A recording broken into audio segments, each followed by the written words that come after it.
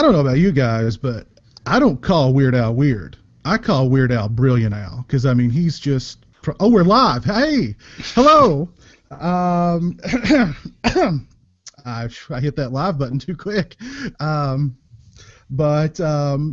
before we get into the show, we were having a conversation about storms and natural disasters, and just a fair warning to everybody out there watching, there's some bad storms coming my way, so there's a possibility that the show could go out. So we'll try and get to we'll try and cover as much as we possibly can before that happens. Hopefully not, fingers crossed. But we were talking about storms and stuff just before the show, so I wanted that to kind of carry over, and we do like a little pre-show thing while everybody settles in, and hopefully Cole will be joining us as well. He's had some technical difficulties. But what were you saying, Mike? You're so used to hurricanes now in Florida. You're just like, it's Tuesday, hurricane time. I've only been back a year, but I lived here for 8 years prior. And yeah, there was 2004 we got hit. It was like every 6 weeks we had a new hurricane to just come through and just kick our ass. But tornadoes to me are far more dangerous and scary because they can reach like 300 miles an hour. And was it the F5 or whatever? That's what hit Joplin. It completely destroyed half of the town. Mm-hmm. It just erased it. And don't you have like maybe like 2 minutes warning? If you're lucky, yeah. Yeah. Yeah. But hurricanes, you can see them coming because they're kind of like the sumo wrestler of storms. They're just big and slow, and they just kind of lumber towards you. And when they get there, it's so widespread that it's not going to do a lot of damage in one area. It's just going to be like a big lawnmower going through, but it's slow, and it doesn't have the bombastic impact of a tornado. Man, a tornado is like a bomb going off. Those things are crazy. Yeah. Living in the Midwest too, I've experienced many of them, and I'll take the hurricanes. You can keep the tornadoes. Well, see, I'm out in California, and we have, of course, earthquakes here and there, but we don't have seasons for them. Like you guys have tornado season and hurricane season. So I can't even imagine what it would be like to every Mike is where do you have to board up your windows when they're coming? I live in Central Florida, so I don't live on the coast. I don't get a lot of that, frontal damage. I get it after it's kind of slowed down a little bit, because it'll hit like maybe a Category 3, and by the time it gets to me, it's maybe a 1. So I don't. There are people that do that, but I've never had to. Remember the first time I went to Florida, I was driving down 75 to get to Orlando, and we were on the strip, and there were signs everywhere. This is the hurricane escape route. This is the evacuation route. So we were like, oh yeah, that's right. We're going to Florida where they have hurricanes a lot. So we'll mark this on the map. This is how we get out in case a hurricane comes. Yeah, in case of a major hurricane, all roads going into Florida turn into exits. There is no more coming in. Everybody leaves. Every road is one way going out. I came in on a plane. I was in Indiana visiting somebody, and I came in as a hurricane was hitting, and they literally closed the airport right after my plane landed, and I had to drive home in that shit. They're crazy. I could see the traffic all going one way, all the headlights were pointing in the same direction. It was crazy coming in, but I love it. Cole's joined us. Can we hear you now, Cole? Speak. Can you hear me? There's that beautiful voice. There's that beautiful voice. There, I did a full restart and some history clearing, and I don't know. Yeah, when I came in, the defaults were restored again. I just had to change them again. But. You had to get all that Michael Jackson porn off your computer? Wow. I know a lot of porn. That's not one I'm that familiar with. Is that featuring him or the kind he liked? Apparently, he was into some really interesting stuff. Animal torture, S&M stuff. Well, here's what's fun.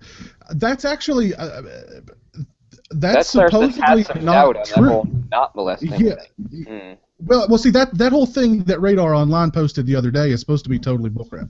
Really? About the child porn and the animal torture pictures and all that. That's supposed to be all crap. That's all bullcrap. It does seem hard to believe. His daughter. I was one of the people that didn't believe in the molestation charges. I mean, that's me. His daughter Paris tweeted something out about don't believe everything you read. It's just an attack on her dad. I mean, the guy's dead. Leave him alone. Let him rest. Yeah, I kind of felt the same. I kind of felt like Michael Jackson was like if you put a beautiful naked woman in front of Michael Jackson, or a beautiful naked whatever, anything sexual to Michael Jackson would be like, ew, gross, get away. You know, like I couldn't picture him in any way having any kind of sexual urges or desires in any way. His children were test tube babies, weren't they? I mean, they had it was implanted in the mother. I mean, he never had like natural children, really. That thing with Presley was like the fakest thing ever. You know? Like you see them like kiss in public, and it was so awkward and weird and stuff. And you know, I understand the counter to that was people were like, well, that's because he was into molesting kids or whatever. I don't know, and you know, I don't know. But I was just one of those people. I was never a super Michael Jackson fan on any of his albums because I know some people are just like, he's Michael Jackson. It doesn't matter. I love him. Like I wasn't like that. I just, you know, seeing what I saw, I think he made some dumb choices, and he was surrounded by people that, you know, never told him no, and he was, you know, very naive about some things. But I don't actually. Personally, that's me, and I'm not saying I'm an authority on it, but I never believed that he did any of that. You have people like Macaulay Culkin saying, you know, nothing ever happened, and you know, if there was anybody that couldn't be bought off, it was like Macaulay Culkin and stuff like that, right? Like he had no reason to protect this guy. So anyway, not that he was never really. I don't think he was ever really allowed to have a childhood because there were stories of like he would look out the window of the studio and watch kids playing, and his dad would come up and smack him, tell him to get back to work. Yeah. So I think maybe his fascination with children was basically the childhood he never had. So he liked to be surrounded by them so he could try to experience it and see what it felt like because he didn't know. And it kind of, and he was abused, and that kind of made him a freak. I mean, when you're abused, you don't make rational decisions because you're damaged. So yeah, I really don't think. I think he was more non-sexual, more afraid of it, and fascinated by everything. It was more of a childlike curiosity. He had a damn, you know, what was it, an amusement park in his backyard. I mean, he went a little. The dude was like a 50-year-old, 10-year-old. You know, he was like Arrested Development, you know? I mean, I don't think he was dangerous. Well, people seem to be okay with it primarily because he is, you know, so talented and rich and wealthy. I can imagine if it was just, you know, Joe Blow down the street that was hanging out with a bunch of kids at his house all the time. I don't know if society would be okay with that. And I think that sort of hurt him in a way too, because I mean, I hate that we do live in a world where like all sorts of people are protected by their celebrity, you know, rich, famous people getting away with things that they shouldn't get away with and stuff like that. So I understand that side of the argument. I think I don't know. Speaking of rich people getting away with things, has anybody seen that 5-part O.J. Simpson documentary that's been going on ESPN? Yeah, I've been watching some of it. I was always big into the O.J. case. I read Without a Doubt and stuff like that, and I've got it all DVR'd, but I've not sit. I'm gonna like have to clear an entire day because I think like each episode's like what 2 or 3 hours, and there's 5 of them. I mean, good lord. But I just watched that. It was over an hour for sure. I had heard stories about him before from the heavy metal community because he was one time dating Tawny Katane, who was at the time dating Robin Crosby from Rat. And Robin and Tawny were in a motel room getting it on, and OJ showed up. And I mean, Robin Crosby's like 6'6" and about 200 pounds. He's not a little dude. He's a big guy. He was afraid of OJ. He went out the back door. He was afraid he was going to get killed. I mean, OJ had a reputation for being a thug, man. He was a badass. What he showed on TV was, you know, that was his character. He was a dark dude. Norberg. Yeah. Clearly. No, I always had a fascination with OJ. I think it's because it was like the age I was when it happened. I was just about 10 when it started and stuff. And I mean, I don't think most 10-year-olds paid attention, but I totally did. I was just really interested in the whole thing. I watched bits of it on TV and stuff, even if I didn't fully understand it.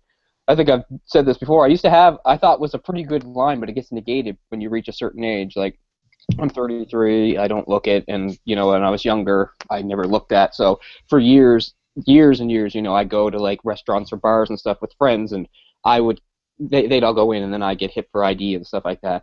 And, like, I remember one time I was just at a restaurant, and I think I ordered a beer or something, and the waitress, thought I had this great line, but the problem is now the waitresses are so young, she might have been 20. So she just goes, "Oh, can I see some ID?" And I said, "How's this for ID? I watched the OJ trial." And she just sort of stared at me blankly because she was too young. She didn't know what the fuck that meant. So I was just like, and then I showed her my ID. But yeah. Well, I think he won that for a multitude of reasons. One was money. He could afford the best attorneys.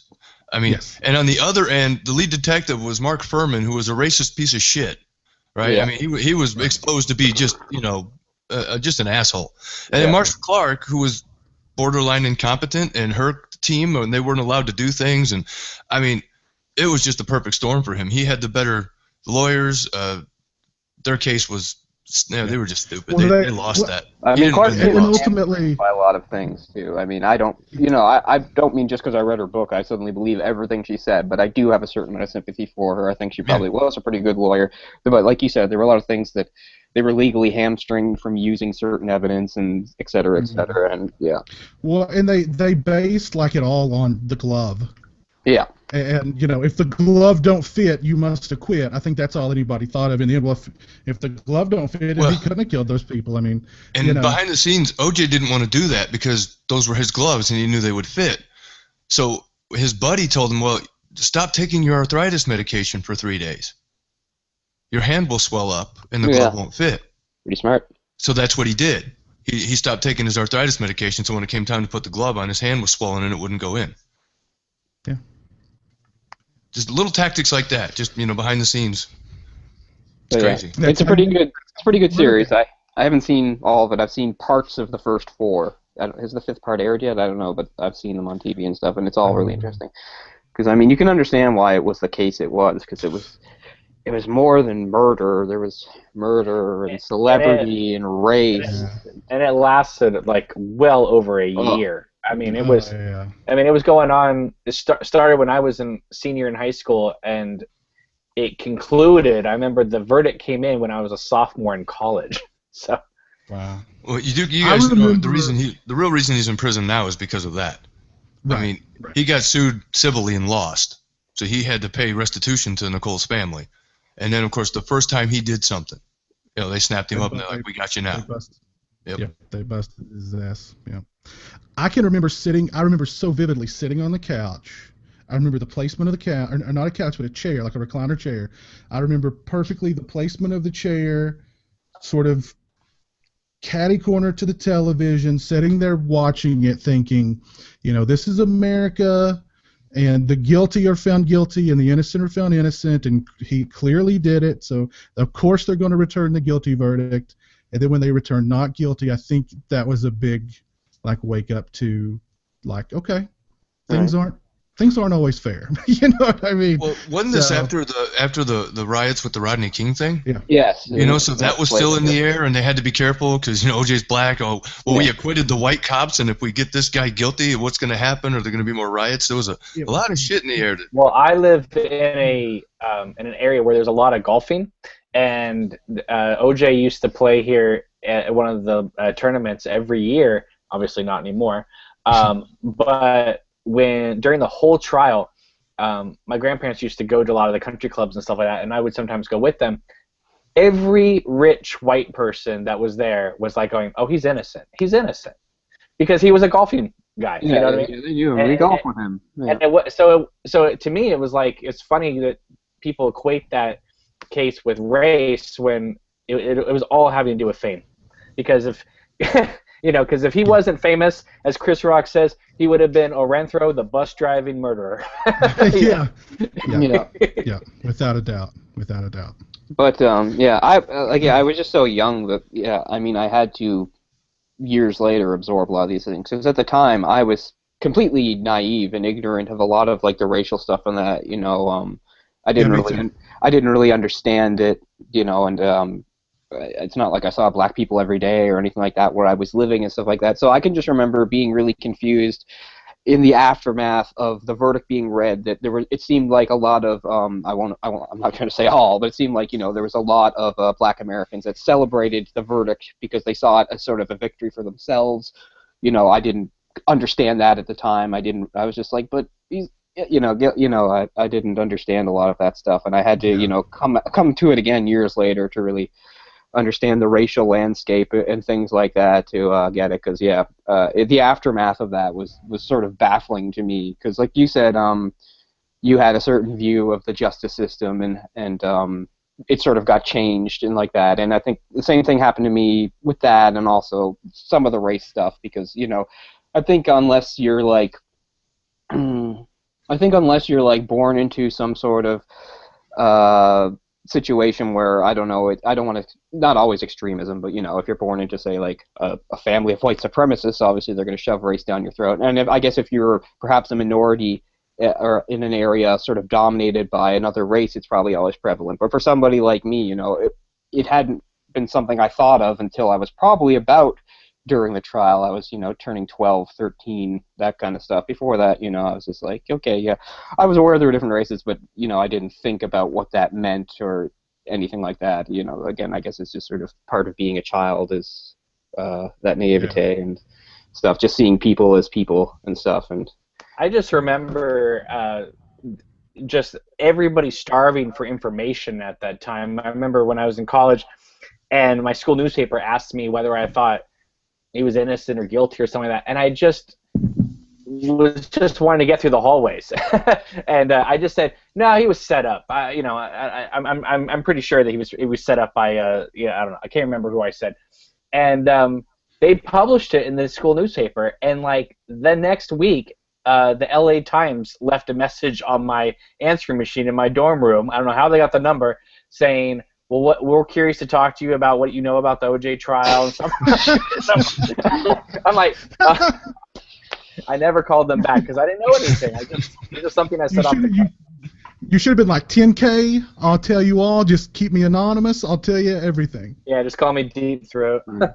Yeah. That's the other thing. Like, every single day there was a headline about even if nothing happened at the trial, how trials go, you can have a whole day where pretty much nothing's accomplished, but they still need some headline about something. So they would just talk about the most obscure, insignificant things, and they'd be like, OJ update. And it's like, it's not really an update, but okay, because that was all any of OJ the had newspaper. spaghetti and meatballs for lunch today. That's pretty much what the media outlet was, and I think that was. I mean, this wasn't the first time a story had been run into the ground, but it might have been the first time a story was run into the ground, sort of, it's across all the board completely, because other stories existed before, say like CNN was around and stuff like that. I mean, this is a big thing too. Between this documentary and Cuba Gooding Jr. playing him this year, I mean, OJ's back in full force, all over. The thing that bothered me the most about it was just like, I just had never heard of a case where somebody was just so flagrant about, like, I got away with it. He was so in everybody's face, like, about it. At least that's how I perceived it. And a lot of people have even come up and said, like, that's a racist perception. And I don't think so. I'm sure you can find plenty of black people that were like, yeah, he's pretty much in people's faces about how... I mean, just think of some of the things he did and said in the aftermath, even all these years later. Yeah. He wrote the most tasteless book of all time. If I did it. Did you know there was an aborted prank show that he did a few years ago? Yes. Like where he was juiced. like, it was called Juiced. Juiced. Yeah, where like people would like get pranked, and then O.J. Simpson would jump out at them, and they'd be like, I mean, Jesus Christ! I get pranked, and O.J. Simpson jumps out. I know. There's your Mary. That's the real prank.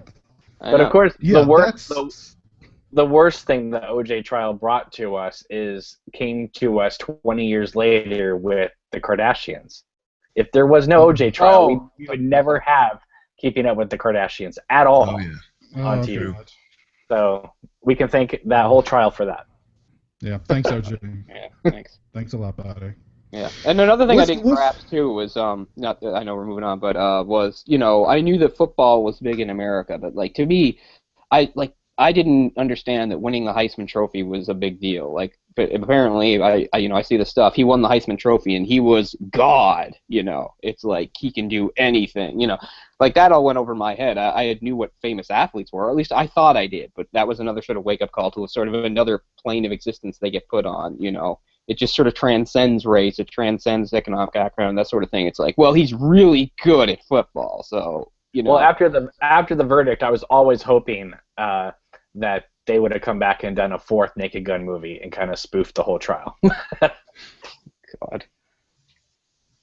Yeah, I always feel that would have been something. Really annoyed when I see him in those movies. Yeah. Well, let's go ahead and move on. Let's dive into the show. Hello, welcome to Vlogcast number 4. Thank you for joining us tonight. I'm your old buddy Pizzow. And with me tonight, I have got Cameron from the Obnoxious and Anonymous YouTube channel. How you doing, buddy? Doing great. Thank you very much for having me again. I really appreciate it. Always good to have you. Also joining me tonight is A Movie Mike. How's it going, Mike? Going great. How's it going, guys? Hope you're enjoying summer. I know it just started, but it's a lot of fun. Today's the first day, right? Yep, Officially, let's roll it in. Let's get it going. And also joining me tonight is Cole. How are you doing, buddy? Oh, a lot better.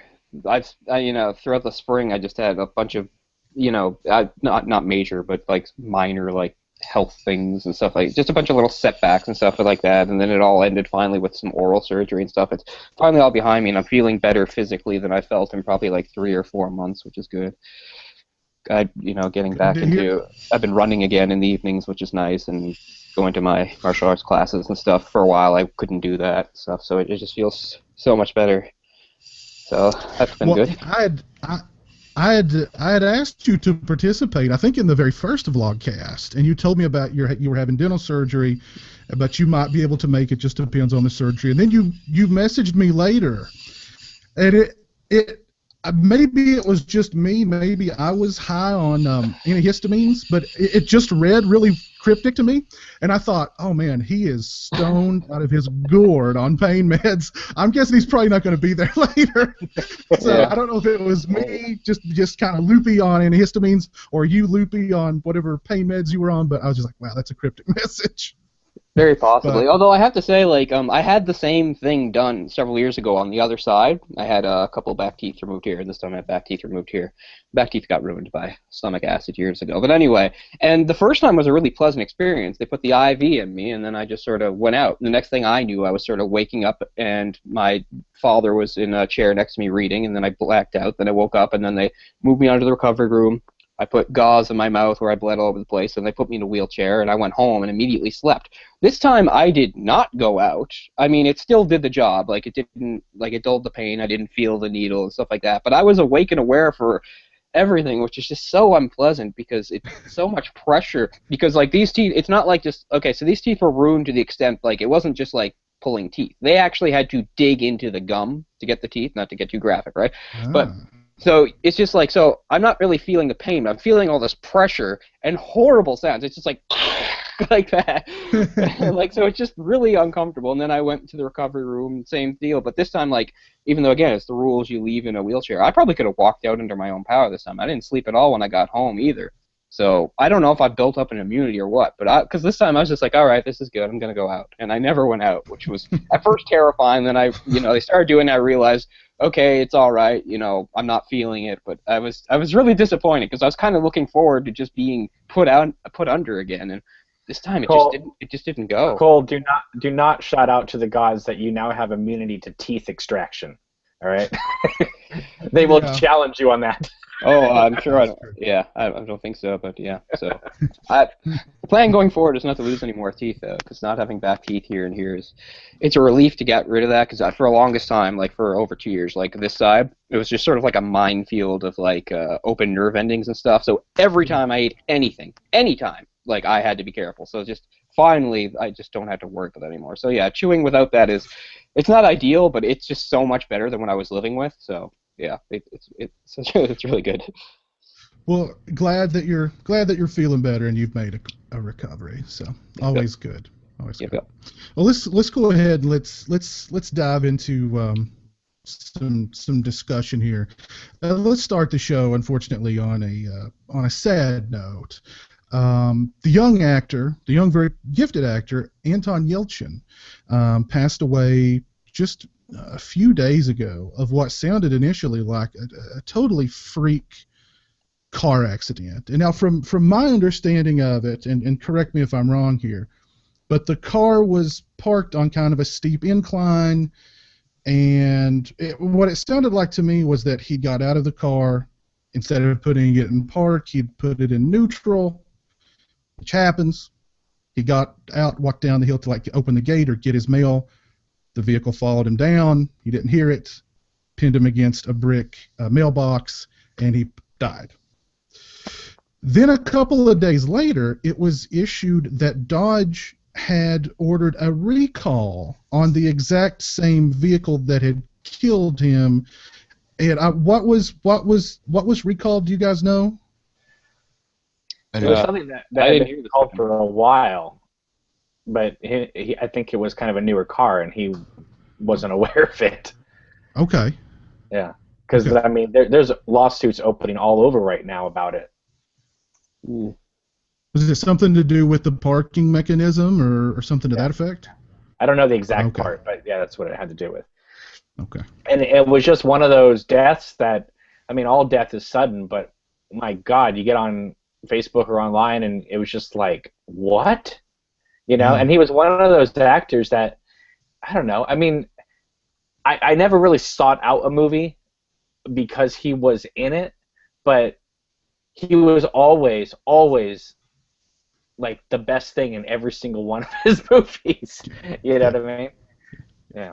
Well, I mean, I just, when I think of him, I think of Terminator Salvation. That's the first thing that I think of. And Yeah. I'm a Terminator Salvation defender, and I thought he was great in Terminator Salvation, and of course in those new Star Trek movies.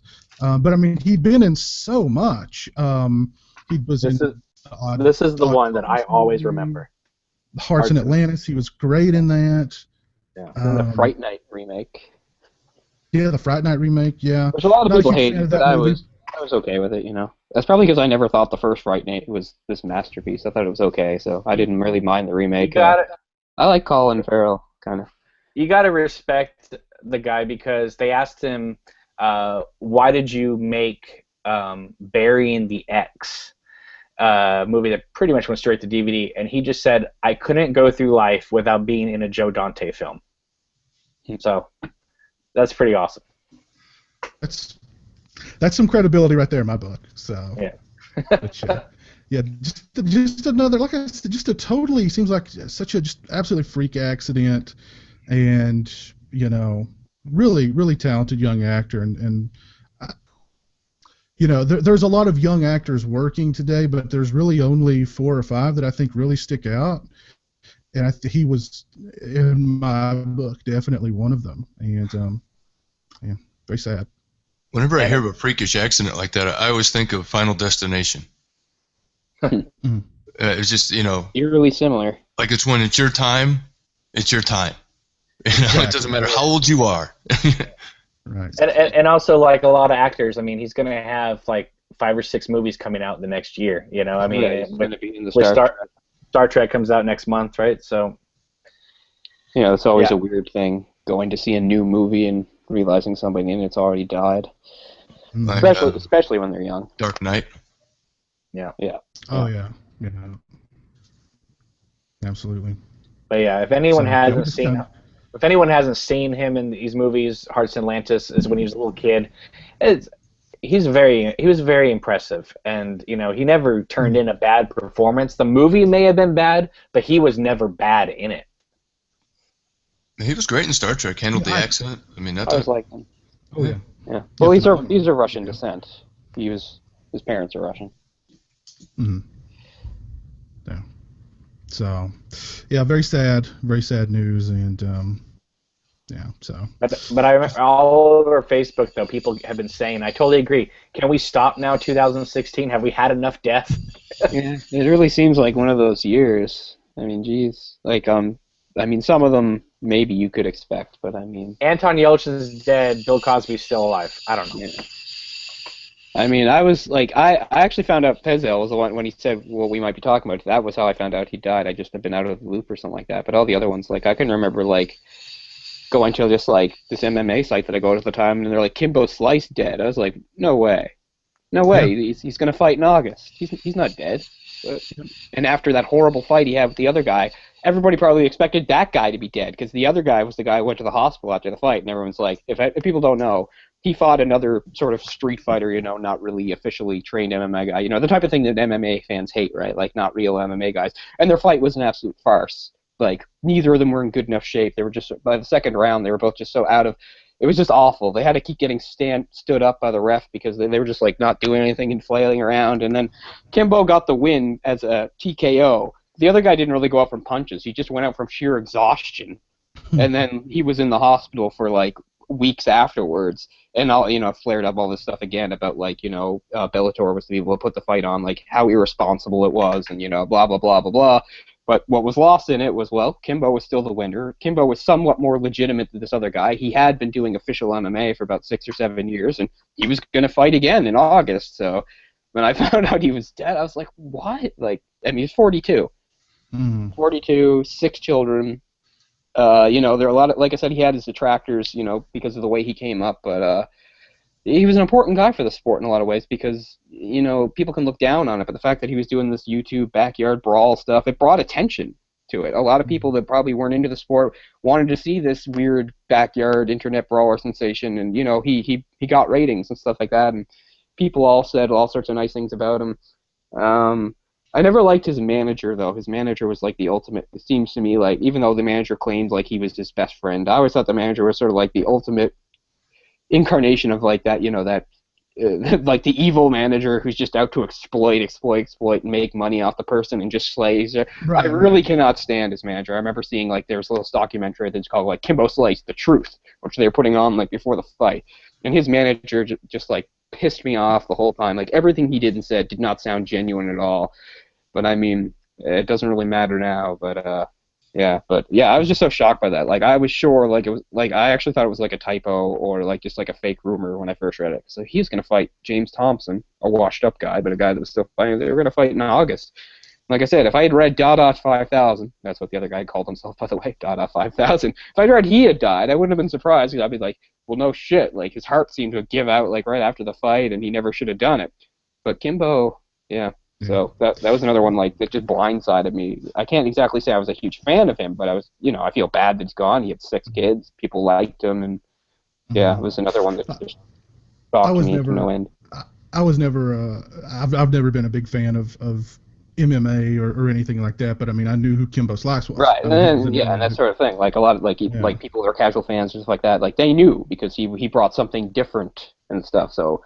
Like I said, there are plenty of detractors, and I understand why, but he did do a lot of important things, mostly bringing exposure to a sport that's still far out of the mainstream and stuff like that. And some people say, yeah, well, it's not good exposure. Well, I disagree, you know, because anytime you hear about something like casually or something like that, I mean, if you're going to get into it, you're going to find out what it's really like if you want to. So. Yeah. Well, definitely rest in peace, Anton Yelchin, and rest in peace, Kimbo Slice, too. Let's move on and let's talk about Brad Fuller. We've talked about Friday the 13th, 2017 before. We're going to talk about it again. Seems like every week there's a new piece of Friday the 13th, 2017 news coming out. Well, Brad Fuller was recently interviewed, I believe it was on iHorror, and he's taken a huge step back from his first reveal that Friday the 13th, 2017 is going to be an origin story. He had this to say, and I'm quoting it, "It's more of an alternate world that we're creating for Jason, an alternate space, an alternate reality. Yes, Pamela and Jason are together in this film, but this is the same Jason we all know and love. He's Jason, he kills teenagers. The story takes place between the late 70s and the early 80s. There's a summer camp, and there are camp counselors." So he's taken a huge, it's no longer a quote-unquote origin story. Now it's taking place in an alternate reality where I think you said it last time when we were talking about Friday the 13th, 2017, Cameron, that it's starting to sound more and more like Bates Motel meets Friday the 13th. It sounds like definitely sounding like Bates Motel. Well, I know Cole is a big comic books fan, and this sounds like Earth 2 to me. I mean, like a little bit. Yeah, like let's take the elements and just create something that never existed before, and I guess that means Pamela didn't die, and it's going to be her and Jason together while he's killing kids. I don't know. Yeah, I mean, wasn't that the whole motivation for Jason killing in the first place, was because his mother was decapitated? So now we're going to have it's a period piece in the 70s and 80s. Jason is the adult Jason that we all know and love.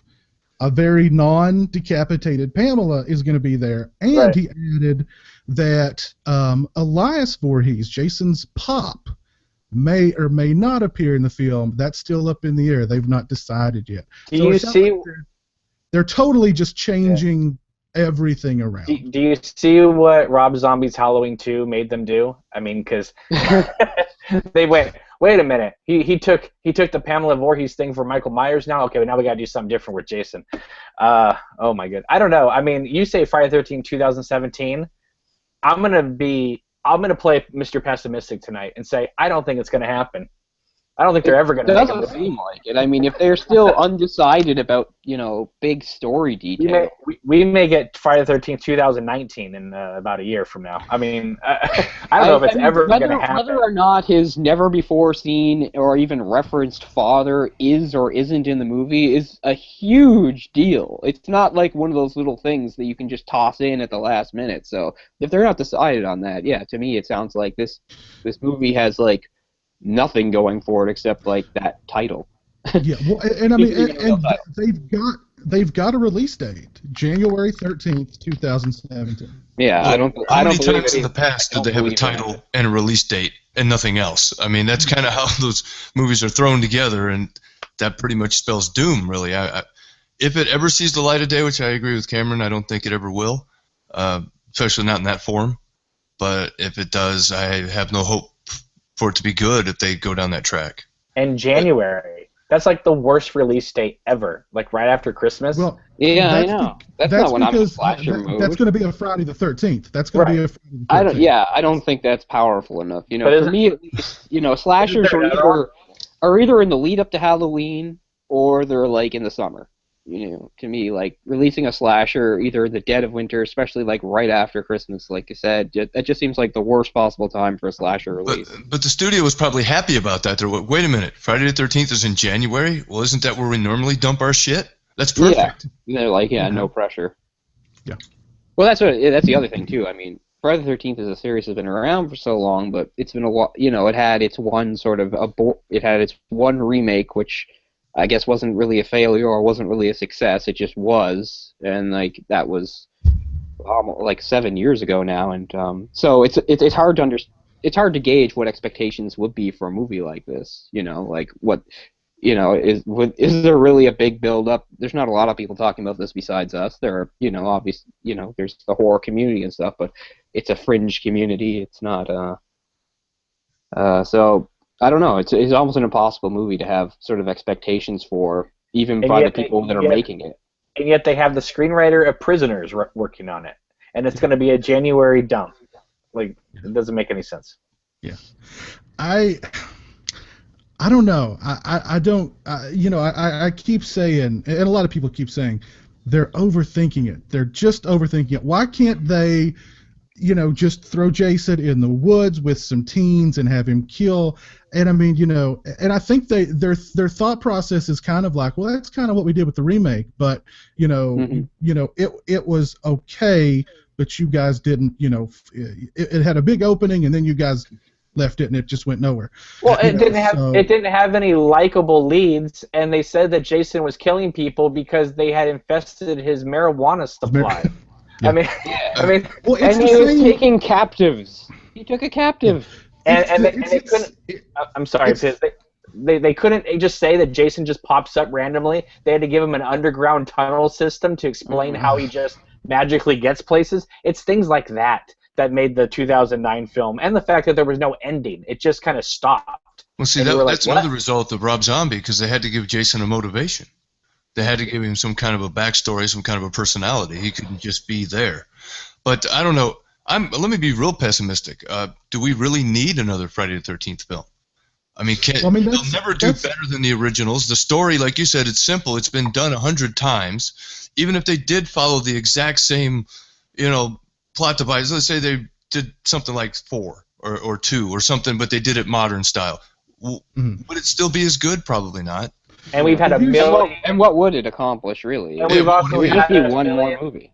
Friday the 13th, spawned off from Halloween, but we've had a million rip-offs of Friday the 13th, so we've already had like a million sequels already that weren't even in the Friday the 13th canon, So it's like, yeah, go ahead. I'm right there with Mike. As much as I love these movies, I'd rather they just put Friday the 13th to bed than make another crappy Friday the 13th. I'd rather them just put Halloween to death than make just another crappy Halloween movie. I said it before, I'll say it again. I would be 10 times more excited if it was announced that John Carpenter was working with Blumhouse and whoever to come up with a brand new horror movie that he's going to direct, not a new Halloween movie that he's going to be listed as executive producer and blah blah blah.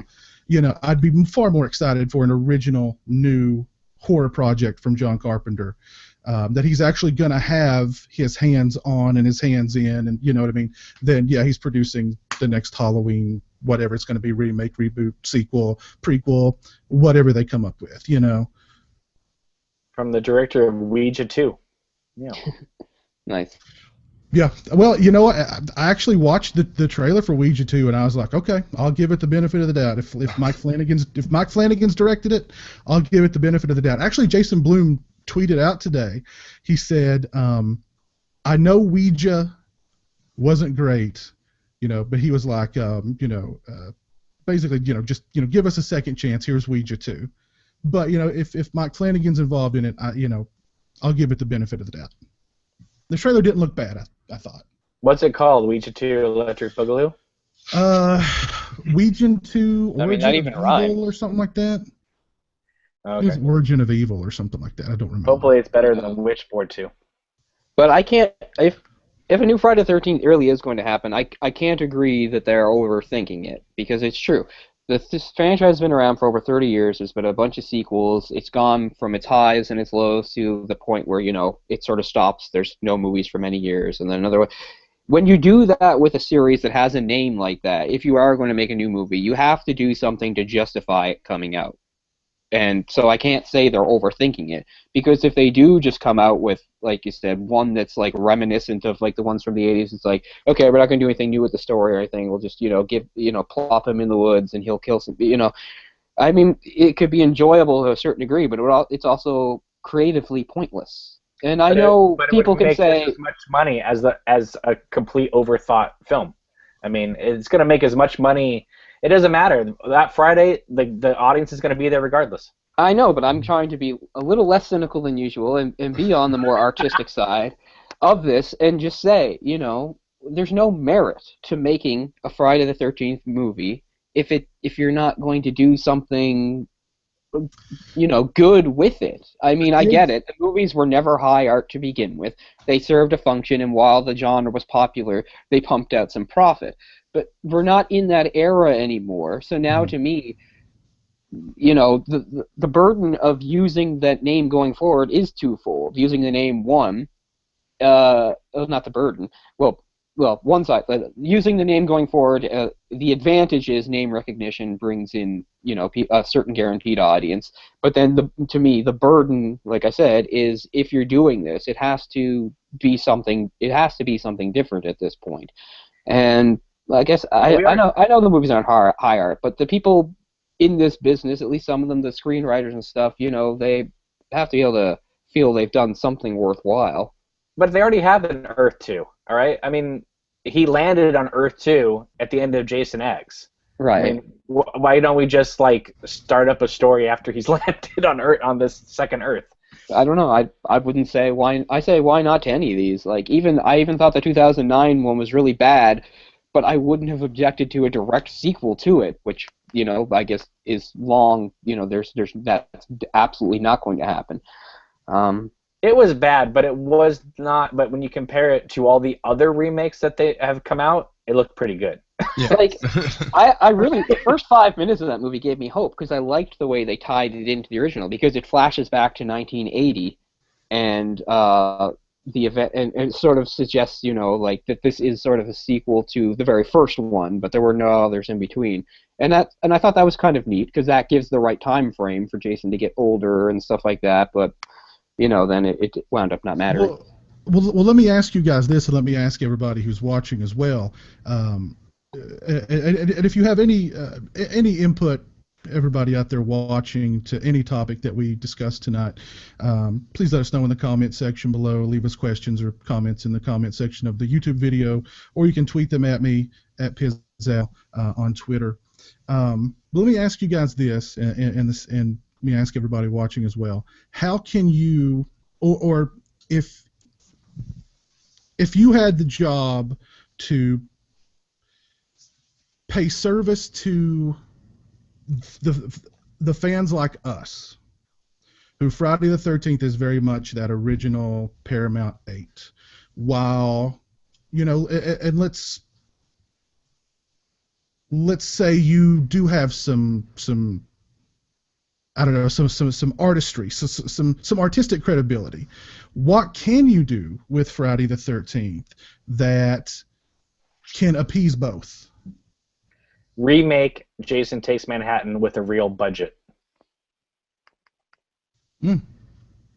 Like, I mean, and give it to a director who really wants to cut his teeth on something, and let them shoot in New York. Okay, but remake it to what degree? Do you think that was the only problem in the movie? Because for me, I hate the story of Jason Goes to Manhattan. I hate the weird flashbacks. I hate the whole him reverting into a child when he gets. I just mean take the concept. Right. Take the concept and do it the way they wanted to do it before it became Jason Takes a Cruise Ship out of a fucking lake. I agree with Cole. That whole movie is flawed as shit. Oh my god. The ending literally pisses me off. And I mean, that's really my problem with it. The toxic waves. I mean, they were all pretty low budget to begin with anyway, so it didn't really matter to me that it. Right. But I think if you weren't going to do the Woods thing, but I'd like to see one of these movies with a real budget behind it. That we got that obviously with the remake, but I don't know. It looked too just glossy, and that movie needed to be a little more dirt and grime. But if you're gonna do glossy, then like I said, remake Jason Takes Manhattan in a real way. Show him where they were gonna do like a whole like stalking scene in Madison Square Garden. I mean, that type of thing. Actually shoot it in New York. So I kind of like to see it.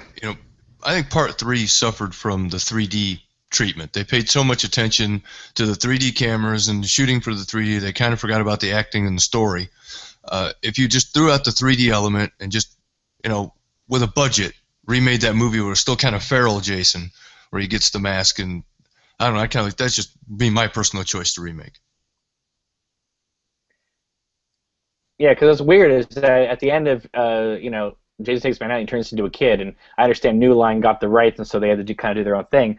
But a lot of people were like, well, how did he get to be Jason again? He's stalking that FBI agent, the girl in the towel. Yeah. And then Jason X just begins in the future, and he's already captive. It's like 400 years later, and you're just like, all the New Line films just kind of begin again. There's no like continuity to those movies, Well, the good thing about the New Line cinema films is that they make me appreciate the later Paramount films. That's true. That's true. Well, what if they did something like, I watched X-Men Apocalypse yesterday, as a matter of fact. And I think it's interesting when you look at that series, because you had the first two movies that were Bryan Singer, very heavy-handed with this, the gay youth metaphor. Then you had the third one, which was just totally, and I actually like X-Men Last Stand. I know it's absolutely reviled. I hate it. I don't mind it. I don't mind it at all. I don't mind it at all. I don't mind it at all. But because everybody hated it,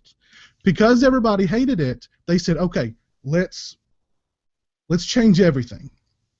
They brought in Matthew Vaughn, and they changed everything.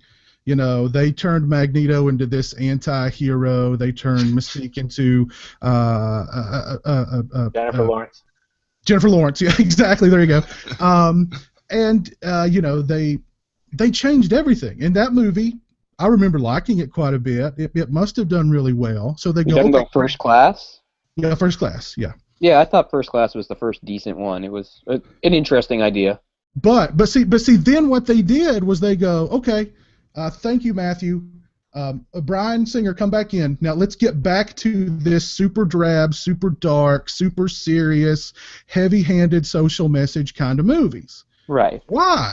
Well, it's also because Matthew Vaughn can't stay still in one place for too long. I mean, he just does one movie, commits to a bunch of other movies, then doesn't do them, and then just shows up with something like Kingsman, and you go, "What the hell?" Okay, Oh, that was him. I didn't even know that was him. Why not? Well, why not? Follow the Matthew Vaughn train with those characters with that same kind of tone, and go, okay, what about Joss Whedon? What about anybody other than Bryan Singer?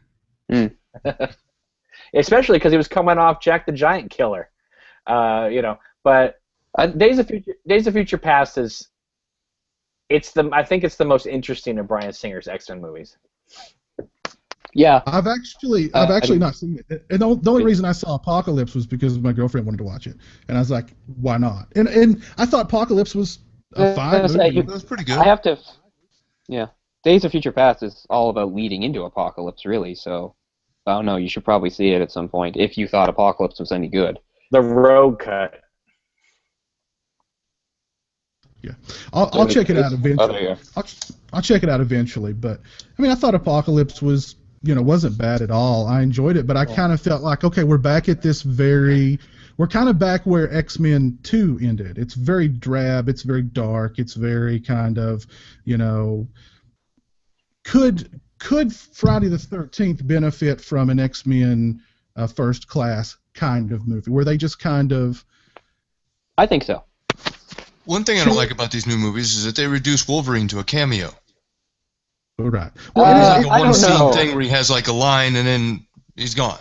Well, that's I'm okay. okay with that because I don't like Wolverine totally hijacking and dominating all the X-Men movies just because he's the most popular character. I mean, that trilogy is basically the Wolverine trilogy. Those X1, right. X2, X3. They're all just Wolverine. Everybody else is pushed aside and just moved around, and some of them are just treated so horribly, like, oh, let's just kill Cyclops off screen, like he's a little bitch. It doesn't mean anything. He's not the leader of the X-Men or anything. He's just, people don't like him the way they like Wolverine. Wolverine called him dicks. Making Superman Returns, Cole. He jumped ship. He was busy with his, I just thought the one thing that I kind of too much Wolverine. At with Wolverine was never right from the beginning. I'm not going to get used to a 6'1" Wolverine that speaks like completely differently. Wolverine says stuff like "ain't" and "flamin'" and "darlin'." Just because every once in a while Hugh Jackman would say "bub" doesn't make that okay. It doesn't make him suddenly sound like Wolverine. You can't just have him go in and like converse like he's some sort of philosophy major and then just go "bub" at the end of the sentence. Oh, that's Wolverine then. Yeah. I mean, how dumb do they think we are? But I kind of thought the way they wedged Wolverine into Apocalypse was just kind of cringy to me. Because I mean, like, I don't know how to. I had totally forgotten that Wolverine was even a part of the X-Men universe, and that could have been fine. Just let him set out one, for God's sake. Yeah, and then like they throw instead of sticking him in for these stupid little cameos, like he's Stan Lee or something, just leave him out of a couple of movies. It's okay. He's got his own thing going. I mean, they're too afraid to because he's the big character and he's played by Hugh Jackman, who everybody loves. And I was disappointed when they announced he was going to be Wolverine. I always wanted Glenn Danzig. I thought he'd be perfect. He's like 5'2". He's as big round as he is tall. He's all muscles, and back then he was still young enough. He could have done it. I was like, no, this guy's too tall and skinny. He can't do it. You got to get Danzig, man. Like I said, I would have been like I always thought even it was a kind of a mistake in the comics to make Wolverine that short. 5'3" is really short. That's his official thing. So I would have been okay like if an actor who was like 5'8" or 5'9" played him. But they were just like, fuck it, leading man all the way. But we'll give him the hair so people will like that. The cool thing though is that if you go back to X-Men 1, they're all in like leather and jeans. Yeah. And now, at least in an X-Men Apocalypse, they're actually wearing superhero costumes. That's nice. Yeah. I think Jackman got the part like really into the process, so he didn't get a chance. Because if you watch the first movie, he's a lot skinnier than he is in the following movies because he really hit the protein and the weights. By the time he got to like 2 and 3, he was more muscular. But in the first one, he was really kind of skinny and too tall, and it just didn't look right, like the hair, and that was it. Not to get the Wolverine. I don't know if he's ripped or if it's CG, but if you watch the movie The Wolverine, he's all abs and that's him stuff. And, yeah, that's not CG. That's him. Good for you, Hugh Jackman. Living healthy, I guess. Well, not to get too far off on the X-Men train, but if they do another one following Apocalypse, which I mean I'm sure they will, I would love it to be smaller scale, fewer X-Men. Bigger. With more focus on the characters. I want to see, let Magneto and Charles Xavier have a break. Let Wolverine have a break. Yes. Let's focus it on, the new Cyclops, Quicksilver, Jean Grey, some of the young Storm. Jean Grey alive again? Yeah, and here's the thing. Here's what I'm hearing. I'm hearing that it's made $500 million worldwide. Fox is happy with it, but they're not ecstatic about it. I'm hearing that they want to push forward with New Mutants and stuff like that. and maybe get away from X-Men. But if they go back to X-Men, the plan is to fully do the Dark Phoenix story again. That would be nice to see them actually do it properly, and that would be huge, of course, because that would be like space opera, the Shi'ar, which I would love. To me, it doesn't seem very possible. Because, I mean, when X3 came out and they used the Phoenix, and they're like, well, there's no Shi'ar, there's no space opera, there's no cosmic entity, she just has a weird, suppressed personality. Like, God damn it, you don't have no idea how that infuriated me. To take one of the, not just the biggest things in X-Men, but that is just a pillar of storylines in all of Marvel history. And they were just like, yeah, she had a bit of a hissy fit, repressed personality. And that's what they did with it. Like, it's just sickening to me. It makes me sick. I have no words for how much I hate X3. Everything they did, and it was bad. Well, they definitely hinted that the Phoenix will be coming sooner or later. So. Well, I hope this time they get the characterizations right, because I'm really sick and tired of them. You talk about alternate reality. Well, these new X-Men films are an alternate reality, because if you watch the first three, how Magneto behaves in the different, it's quit change. He's not this buddy guy that's going to help rebuild your school and everything's going to be cool. He's going to shake your hand. He's going to say, "See you later, dude." No, he's the bad guy. Yeah. So I hope they get it doesn't bother as much. Right, and actually act the way they're supposed to. In the comics, he's been all over the fucking place. I mean, he did rebuild the school. He was the first teacher for this first squad of New Mutants before he lined up leaving and stuff. So I'm used to him sort of fluctuating back and forth. For a while, he was a de-aged clone named Joseph who was in love with Rogue. So for somebody like me, I'm fine with those changes because they're inevitable. It's just weird when you only have so much history in the movie and they decide to give us. I know what you're saying though, Mike, because if you're going to give a movie representation of something, it should be the more classic, the more established. You shouldn't say, oh, look, here's that weird like period where the character was doing this. Let's make that the definitive movie version. Like, you're right. It's stupid. Why would you do it that way? And that's what I never understood, because it's almost like the opposite of what they would do with Superman. Because over and over again with Superman, all they did was give us the same thing over and over again and never branch out. Superman has done amazing things. He's traveled back in time, gone to other galaxies. He's fought Doomsday and died. All these things. And what did they have him doing in his movies? Well, he fought Lex Luthor over some land. Then Zod came, and it was very underwhelming. I'll take that over his moping in the last two films. What are the last two films? Man of Steel and Batman v Superman. What are the last two films? Yeah. He's totally blocked them out of his memory. I know. I definitely hate. I mean, you've seen me rip into Batman vs Superman. Man of Steel, I go back and forth on. I'm more okay with it than not. Maybe it's because I'm not a huge Superman. Maybe because I'm not a huge Superman fan. I'm more or less at peace with that movie. Again, if I was a bigger Superman fan, it might matter to me, because at least he was, I loved how I thought Zod was really good. There were spaceships. Superman was actually fucking punching somebody, which he never did in any of the other movies. He doesn't throw a single punch in Return. I mean, Return was the epitome of all soft. They just had to work on the characterization a bit more. They made the character Superman an asshole, and they made his Kevin Costner an asshole, and it's just Kevin Costner an asshole. All he did was say, "You're a good farm boy," and then he died. Yeah, and then that whole tornado thing to get back to bring it full circle. Yeah. I don't care about that. But anyway, Piz, you were saying about X-Men, or did you want to keep going on another topic? No. I mean, that's pretty much it. I think if they do another X-Men film, I think it should be smaller scale, focused, fewer characters, focus on those characters. Like I said, I would love to see the Phoenix, the Shi'ar, and stuff, but all the previous movies prove that they can't do it, that they screw up. So I think smaller scale is the right thing to do. It's funny that you talked, I'm not a big Joss Whedon fan, but everybody really loved this run on X-Men of a series. He did the first few arcs of a series called Astonishing X-Men back in around 2006 or so. That was hugely critically acclaimed. I thought it was okay, but it's the type of thing that would be very good for a movie because it's very character-centric, and it doesn't sprawl all over the place.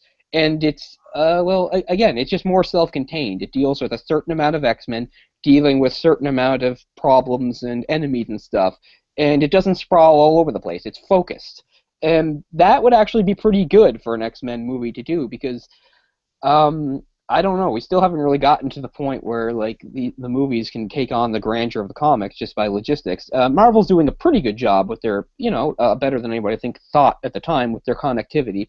It's funny now. There's already backlash against it. People saying, "Well, if I see Ant-Man, I have to see this and this and this." I'm just like, no, you don't. Last weekend, it's just an option. But anyway, this last weekend, movies are about to change, and I don't mean for the better. We had Warcraft that came out that totally bombed in this country. Mm-hmm. Totally bombed. And yet made $500 million in China and around the world. So obviously Hollywood's going to be playing more towards international audiences more than domestic audiences. I think we're going to go that route. I mean, that's good and bad. I don't know. Because, I mean, everybody has their own tastes and stuff like that. Are we supposed to sit here self-righteously and just be like, the Chinese don't know shit about movies? Like, just because they have different tastes? So, I don't know. Why should we dominate, again, the movies aren't about America anymore. They're about it internationally. It's how they do internationally. So, just, it... Well, that's why we've had so many damn Resident Evil movies. And the other thing is, how can we complain?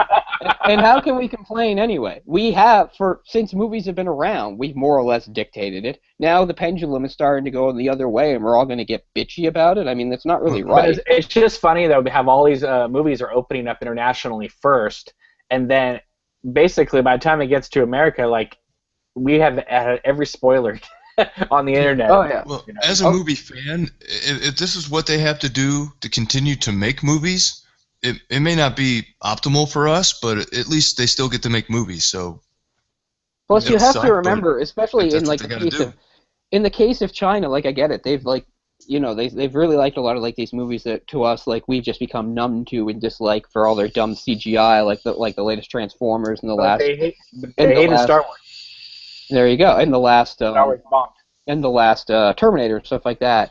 But you have to understand that China has had their own film industry for a long time, but it's still a Chinese film industry, which means there's just certain things they can't do and certain places they can't go. So it's just sort of refreshing for them to be able to watch movies that aren't constrained by some of these things. But what's becoming really weird is that these studios are so worried about China that the pandering has become ridiculous. Right. Think of like the last 10 big movies you saw. There was probably a scene in China. Just for no reason. In fact, Joss Whedon, when the Avengers went over to play in China, you can't get it on the Blu-ray or anything else. Well, yeah, there's that whole scene with Tony Stark and all these. We don't know them, but they're well-known Chinese actors playing like these scientists that are like helping Tony Stark. Added scene into the Avengers to only play in China. I don't think that's needed.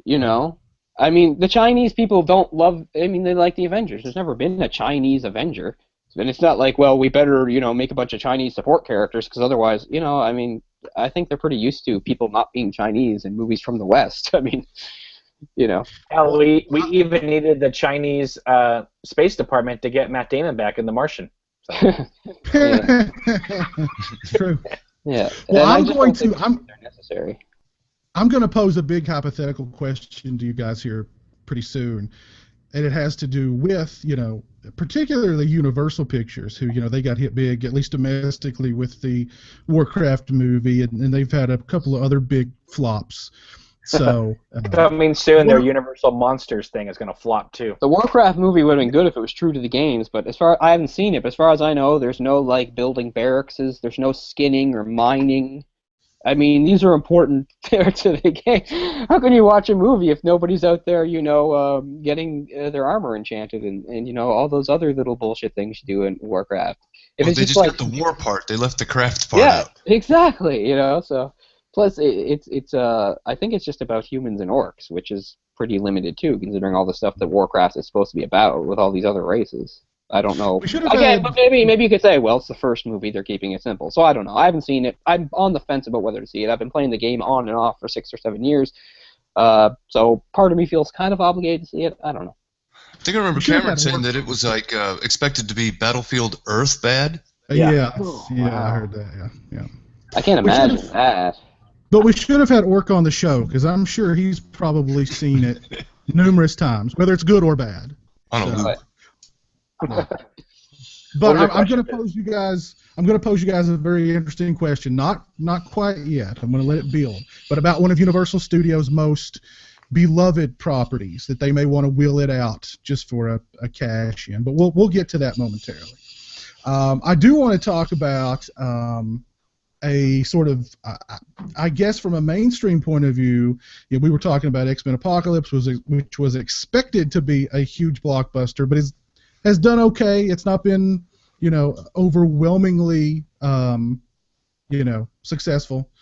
But let's talk about a movie that is a summer blockbuster that I don't think many people saw coming, and that's The Conjuring 2. Has anybody else here seen The Conjuring 2? I saw it last night. I saw it. Have you seen it, Cameron? I haven't seen it, but go ahead, spoil away. I know the story, so. Well, what did Mike? What did you think of it? I really liked it. I liked it better than the first one. I thought it was really good. I thought they captured the atmosphere of the time period. I thought the actors that portrayed the Warrens did a really good job. You felt like they really cared about each other, and there was a lot of really good sentimental moments in it. And I thought they sold the material. I mean, it all depends on your suspension of disbelief, your ability to let go of whatever it is you do or do not believe in, and just watch the story. I mean, I thought it was very well made, and I thought the effects were pretty good. It had its a few of the boo scares in it, that kind of irritate me because it's just mainly music, and it's kind of cheap. But overall, I thought it didn't take away from it, and I really enjoyed it.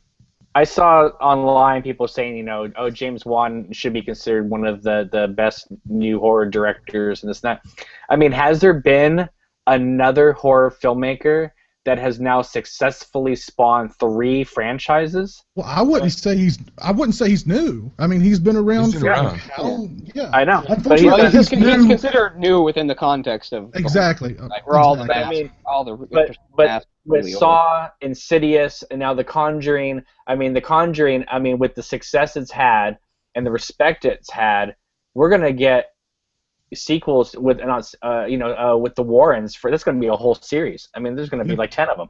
I think he's one of those directors, like, in the old days you had Romero and Carpenter and De Palma. I think of modern times he's of that caliber in the horror. I enjoy all of his movies. Because I was going to say about the movie, so that's sort of what I felt. So I saw the first movie years ago, and I saw it in theaters, and everybody seemed to really like it, and I liked it. I thought it was good, but I also thought it was sort of how well it was received. I thought it was just sort of a side effect of the times we're in. It didn't have that much competition as far as horror goes, right? It was a well-made movie, well shot, well-paced, pretty good acting, stuff like that. So I always thought The Conjuring was okay, but I never really got much excited about it. So going into this movie, I was completely prepared to just be let down and think, okay, not only are sequels usually, disappointing and not as good as the first one, but James Wan is pretty much on the way out the door making this film because he's trying to move on to other genres, right? So I thought he wasn't. So I almost felt like he wasn't really going to be putting much effort to it, but I felt the same way Mike did. I liked it better than the first one, and I thought it was very effective in everything it did. Some of it was just circumstantial, like for instance, I liked this family more than the family in the first one. I thought they were more interesting. I cared more about them, stuff. But I mean, I don't want to get too hyperbolic here, but I was almost shocked by how much I liked it because I was really expecting to just sort of not hate it. I just thought it would just wash over me, but it didn't. I liked it. There were parts that were genuinely kind of creepy and scary. Seeing a theater is definitely a good thing to do because there's really good sound there, right? Mm-hmm. I think it really benefits from the great sounds and stuff. There were a couple little moments in the movie where I felt like I didn't understand why it was one of those ones where I think you question why the characters are doing what they're doing sometimes, but there wasn't so much of that where you're just like, this is just idiotic. I just felt there were a couple moments where it's just like, I kind of felt like that's an odd choice to make. Here's something, it's not a spoiler, but I don't think it's much of a spoiler, but there's an entity that shows up in the movie that is first introduced to us through a painting. And we've got the man, I can't remember the Warrens' names, but the husband. Ed. Yeah, Ed. So Ed and Lorraine. Yeah, that's right, Ed and Lorraine. Thank you. So Ed has said, she wakes up, he's not in bed, she comes and she finds him painting. He says, I couldn't sleep, I was sort of like seeing this thing. I thought if I painted it, that would help me. And she looks at it, and of course later it becomes very much a physical manifestation. To me, that seems really odd, that you're this couple that deal with all this stuff, and you've got this. So you think the best thing you should do is create a physical manifestation of this horrible thing and then just hang it up in one of your rooms and not expected to be troubled by it later on, which of course they absolutely are. I thought that was a really, really odd thing for him to do. Like, well, it opened up with the Amityville thing, and I thought the opening shot looking out the window of the Amityville house was just amazing. It just, you knew where you were at, brought you right in, welcome to the show. And then she goes on that little walkabout. And I was a little surprised that she didn't do that in the first one. Sorry, not to interrupt. She sees that character, but she doesn't really tell anybody what she saw. Yeah. And then the little while later, he has this nightmare, and he's painting the character, the image that what she saw, but never told him. So I thought that was kind of a neat little connection. She never really told him what she saw, but yet he was seeing the same things. And I get how it moves the plot forward and establishes something. It just seems like, given their profession, like, he knows what objects can do. He knows, like, it just seems like he's putting a time bomb in his own house, is how I felt. Physical reality is a bad idea. He knows that if he's seeing something, that perhaps there is something to it, Now, I'm not saying, every painting he's going to paint is going to come alive, but it's a very sinister image that he paints. It's like sort of like this demon nun thing, It's like, okay, hey, not only did I paint, it's one thing to paint it and get it out of your system, but he paints it and they prominently hang it in one of their rooms and, like, don't expect to be troubled by it. But, considering the fact that they have that entire room full of cursed objects. Yeah. That painting to him was probably like, nah, that's Bob Ross stuff right there. See, that was why it was on the wall in the house. It wasn't even scary enough to go in the room with the other stuff. And that did cross my mind. But I think anybody watching knows that, it's going to be and what's interesting is that the nun, that character, wasn't even originally in the film. It was just a horned demon character. But his name's James Wan had this epiphany literally just weeks before the movie came out to change it to a demonic nun. So they went back and reshot stuff, and that painting is actually CGI'd, the nun over the horned demon creature. Yeah, the only time you can see the actual demon is at the end, when the nun's defeated. It turns into turns into its original form. That was like the only thing he left in it. I read that too. We're talking about a stroke of genius, because now we're talking about a possible spin-off movie with this character that was a last-minute addition because he wanted to add a little more depth to the Lorraine character by giving her some blasphemous experience, having the demon come at her and test her faith. That was like he wanted to add that little bit to her character, so it's just kind of like, oh well, maybe I should just add this little brush stroke and then it'll be fine. And that turns out to be what made the whole thing successful.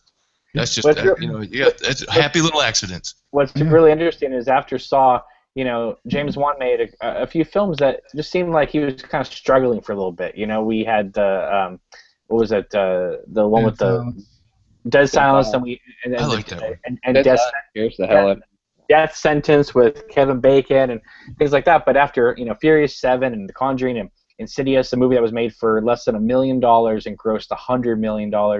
You're talking about the Nun spinoff. Somebody contacted me the other day and said, why are they making an Annabelle sequel?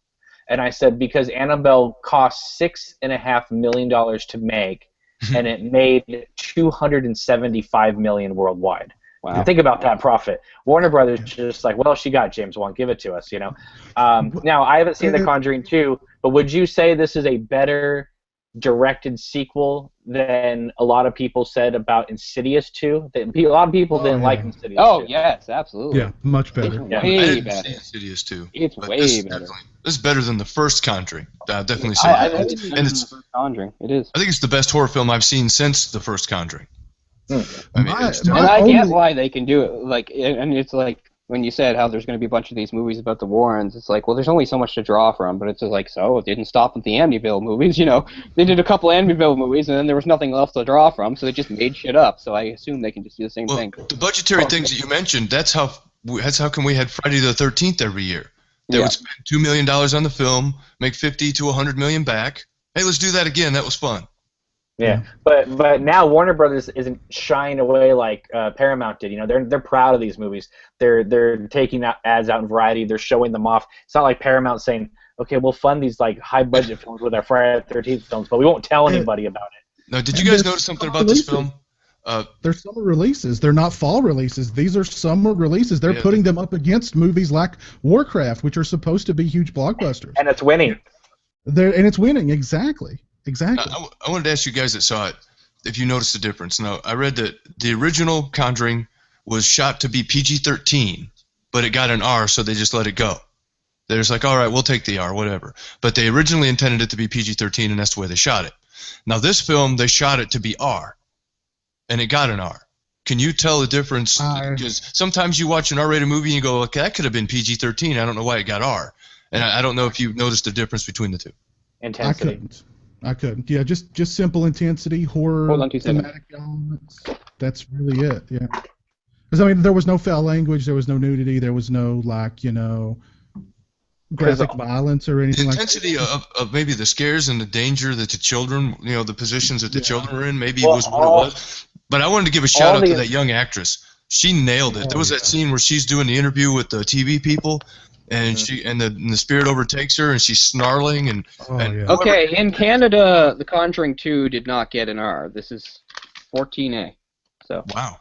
Okay. There you go. Anyway, sorry about that interruption. I was almost positive this wasn't an R for me. I mentioned her in my review. I was blown away by her. She was so good. That girl, that performance she gave was just, and usually child actors are the weak link in these films, but man, she carried it. She did a great job. I liked these kids a lot more than the kids in the first film. Not that I thought they were that bad in the first film, but I just thought this was more confidently done. Like I was telling this is a movie my girlfriend would never go watch with me. These kind of movies I always have to watch by myself. And like leaving it, I was telling her, this is actually, it has a very positive, wholesome, Christian kind of message at the end. It's all about the power of marriage and, the power of love and faith and, I loved the part where, Ed Warren wanted to bring the Elvis record into the house, but the record player's messed up. So he just grabs his guitar and he starts playing because he's like, "Damn it, we're gonna have music tonight." This had some of my favorite songs are in this movie. I love those songs. They have "Bus Stop" by the Hollies, and of course that movie. What is it? The Elvis. Well, the Elvis one. Oh shit! Why can't I think of what it's called? I can't help falling in love with you, or whatever it's called. Yeah. What's funny is later that day I was at the drugstore and there was some weird cover version of that song playing on the thing when I was buying stuff. And the actor actually performed that. That's him singing. I mean, he just grabbed the guitar and actually did the performance. Yeah. James Wan also accomplished something with The Conjuring 2 that has not happened in years and years and years, and that only because he is such right now a financially viable filmmaker that they're allowing him to do whatever. The fact that The Conjuring 2, an R-rated horror film, is 2 hours and 20 minutes long. Yeah. Didn't feel it though. Didn't feel it. You want it to keep going. It's just it's an awesome universe he put you in. It's an I didn't know that till you said it. I would have said maybe it was 2 hours. Well, the only when I did my review, the only negative thing that I heard people post in the comments section was they thought it ended too quickly. Like the ending was too easy. Like Lorraine slew. That's how I felt about the first one, but I didn't feel it as this one. I thought the first one had its scares, but once you get to the part where there's the possession and the exorcism, I felt like all the tension had gone out the window and we kind of knew it was going to happen. This one, I felt like they actually, which is how I feel about most horror movies. I prefer the slow build, and scary things instead of once you get the last 15 minutes, it's all the shit's hit the fan and things are flying around. It's not really scary anymore. I thought this one, I can't say it was still scary, but it was more effective than the ending of the first one. There was still more tension and stuff going on. I thought it was better. I think it was too easy. I thought the first one was too easy. I thought this one was better. That ending, it kind of hit me a little bit as being too easy, but I was more concerned with Ed and the little girl because they put so much emphasis on those two characters, and I liked those two characters so much that I was more concerned with them than some big super, her throwing holy water and the power of Christ compels you, you know what I mean? Yeah. that I was totally fine with it. I think it's and we're gonna have that spinoff with The Nun. I hope it's a lot better than the Annabelle spinoff. I did not like Annabelle at all. I saw Annabelle. I don't remember when, maybe a few months ago, but I might as well have not seen it. I can't remember a single thing about it. I don't remember anything about it either. I don't remember anything, man. Between Conjuring and Bates Motel, Vera Farmiga is like one of horror's leading ladies right now, right? Mm-hmm. She was great in The Conjuring too. She was awesome. She really, I think the movie kind of rested on her shoulders because, the believability and the humanity of what was going on in the situation was kind of projected through her. And it was great. I was going to say the only thing that concerned me about going into The Conjuring 2 was, this whole spook house kind of thing. I didn't like The Conjuring. I didn't like Insidious 2. I didn't like Insidious 3. I didn't like Annabelle. There'd been a lot of knockoff kind of Insidious type movies that just felt to me like exactly Sinister 2. Yeah, like the well had run dry. This whole spook house thing. The well had run dry. What new can they do? And well, what new did they do? They focused on the characters and they gave us great, believable characters that we cared about. And yeah, there's some boo scares in it, but I thought the boo scares in this film carried a weight to them because, again, it's characters you care about. And James Wan is good with the boo scares because I always feel like when he has those kind of stinger boo scares, it's there for a reason other than just, hey, we've gone 5 minutes without a scare. Let's jump scare. Cat flying through the window. It's your friend behind you and not the killer kind of stuff. But all those other movies are all Blumhouse films, right? And The Conjuring isn't. That's a Warner Brothers film, right? Or is that a Blumhouse film too?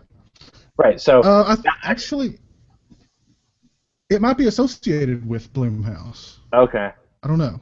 I don't know. I know what Insidious was. But I think that's why The Conjuring is sort of feels a little more elevated than just like those haunted house boo scare movies that Blumhouse puts out, which are successful. People like them. I just think that they kind of start blending into each other after a while. That's a lot of things. That's kind of what I thought was going to happen with this movie, but it didn't at all. It totally stands apart from the first one, and I think is an improvement in every aspect, really. And about like those scares and stuff, like I don't know, for how these movies have their rhythm where some downtime with talking and then more into like a creepy scene and stuff like that. We've seen it a million times. I thought the balance in this was actually really good and everything sustained really well. Like there's a lot of stuff going on which if done differently, I would just say it was all too much. Every 5 seconds they were throwing something at us, but that's not how I felt watching this one, even though they kind of did that. Just, I don't know, it struck a really good balance to me. It just sort of, it really managed to sustain the atmosphere it was supposed to, whether it was, 2 characters talking together on swings, or it was a creepy, walking around the house, what's that noise type of thing. I felt it was all balanced really well, so I was pretty surprised. Yeah.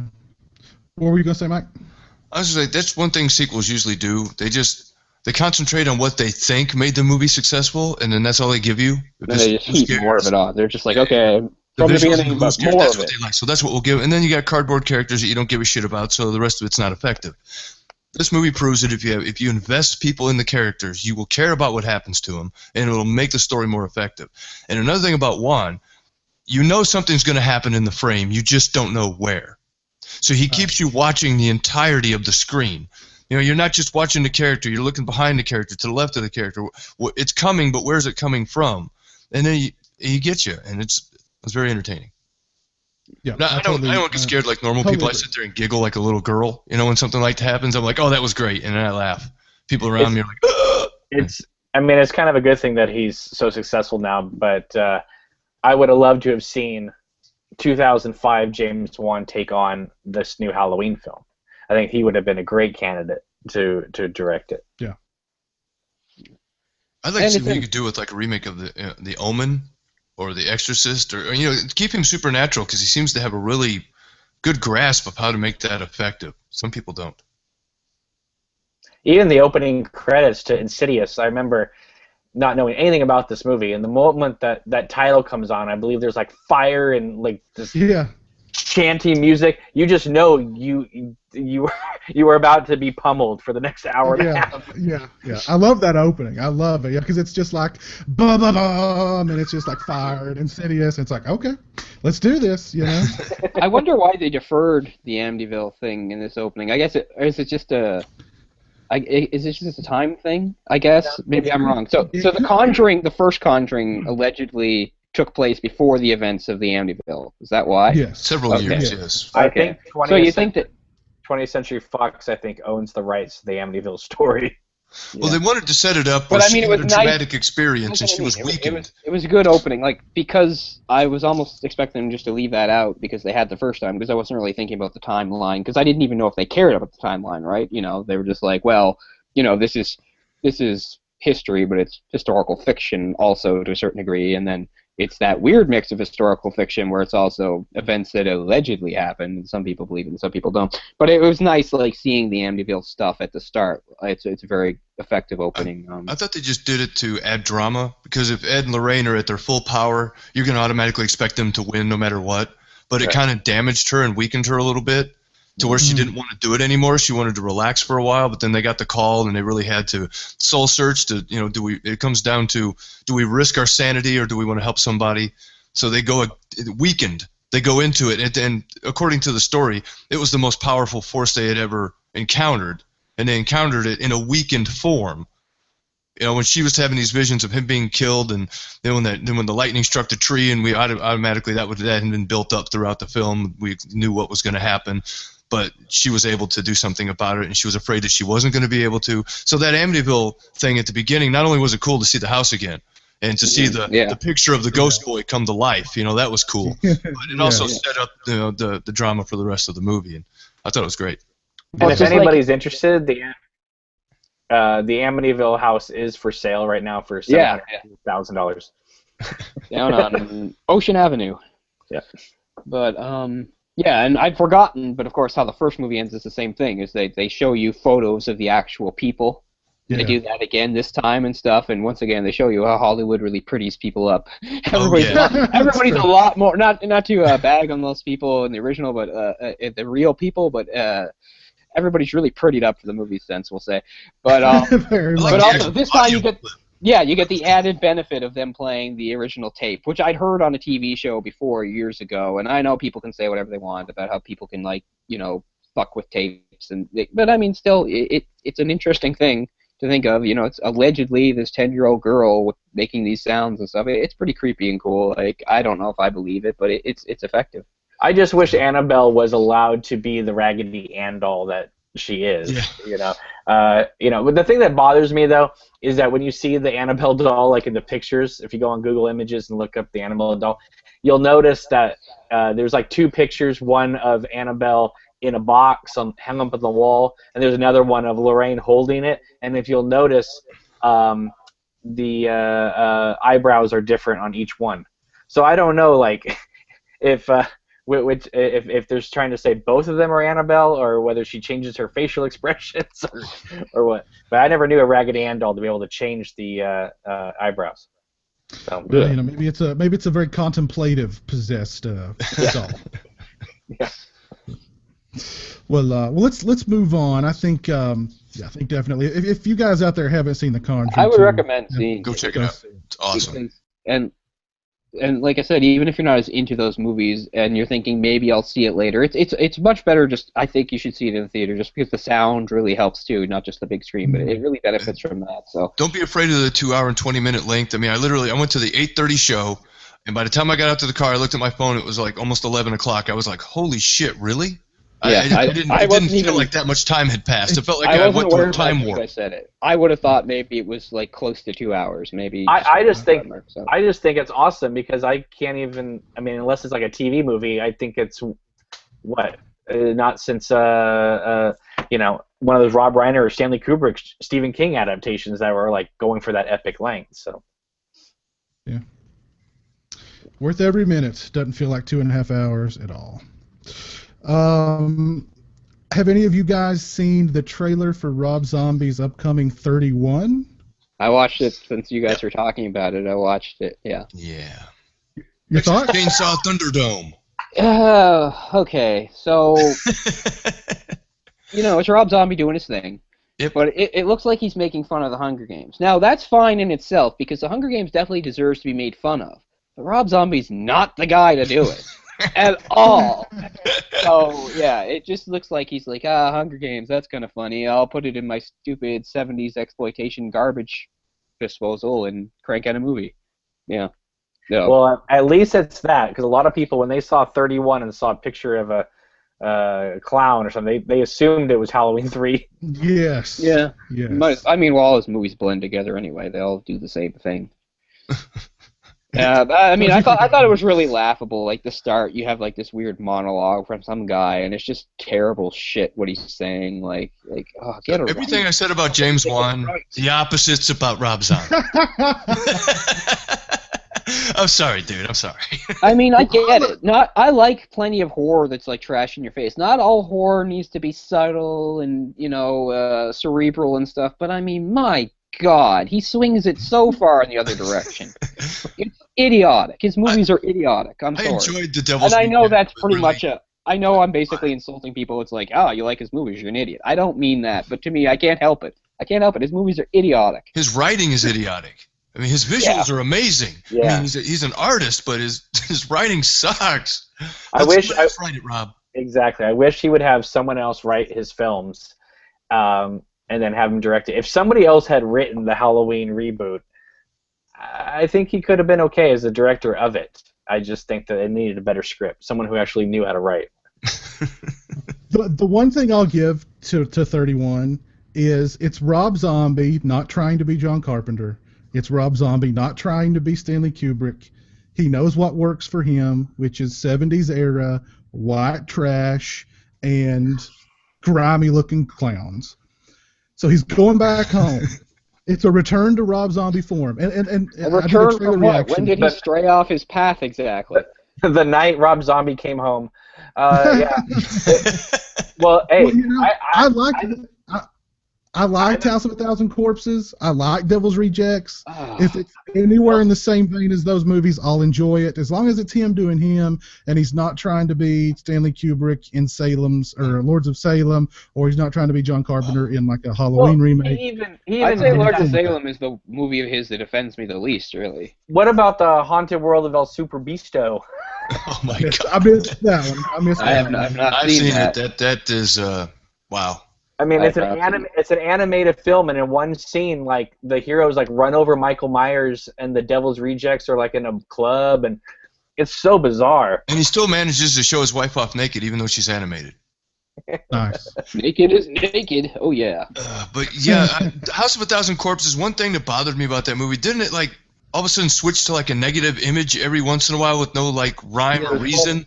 And it just annoyed the piss out of me. I don't know. I liked the movie, but that part just made it hard to watch. That movie was like every horror movie cliche ever, just piled on top of each other. And I think that's what made The Devil's Rejects so amazing. I think it's one great film. Rejects is a nice step back from it. I don't like it at all, but I think it's better than House of Corpses because you're right. He steps back from that and simplifies. He's not just cramming a million things on top. Well, he gave Bill Moseley probably his greatest film performance. Yeah. I mean, as much as I love Texas Chainsaw Massacre 2, him as Otis in The Devil's Rejects is an amazing character. I mean, he took this albino, just awful character in The House of a Thousand Corpses and made him one of the most real.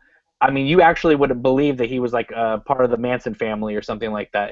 Bill Moseley, that role and Chop Top. I mean, those are his two iconic roles that everybody is going to know him from. The guy who played the clown. Sid Haig? I remember. Yeah, he is the reason I love that movie. Tutti fucking fruity. I mean, God, I can watch that movie over and over again just because of him. It annoys me so much.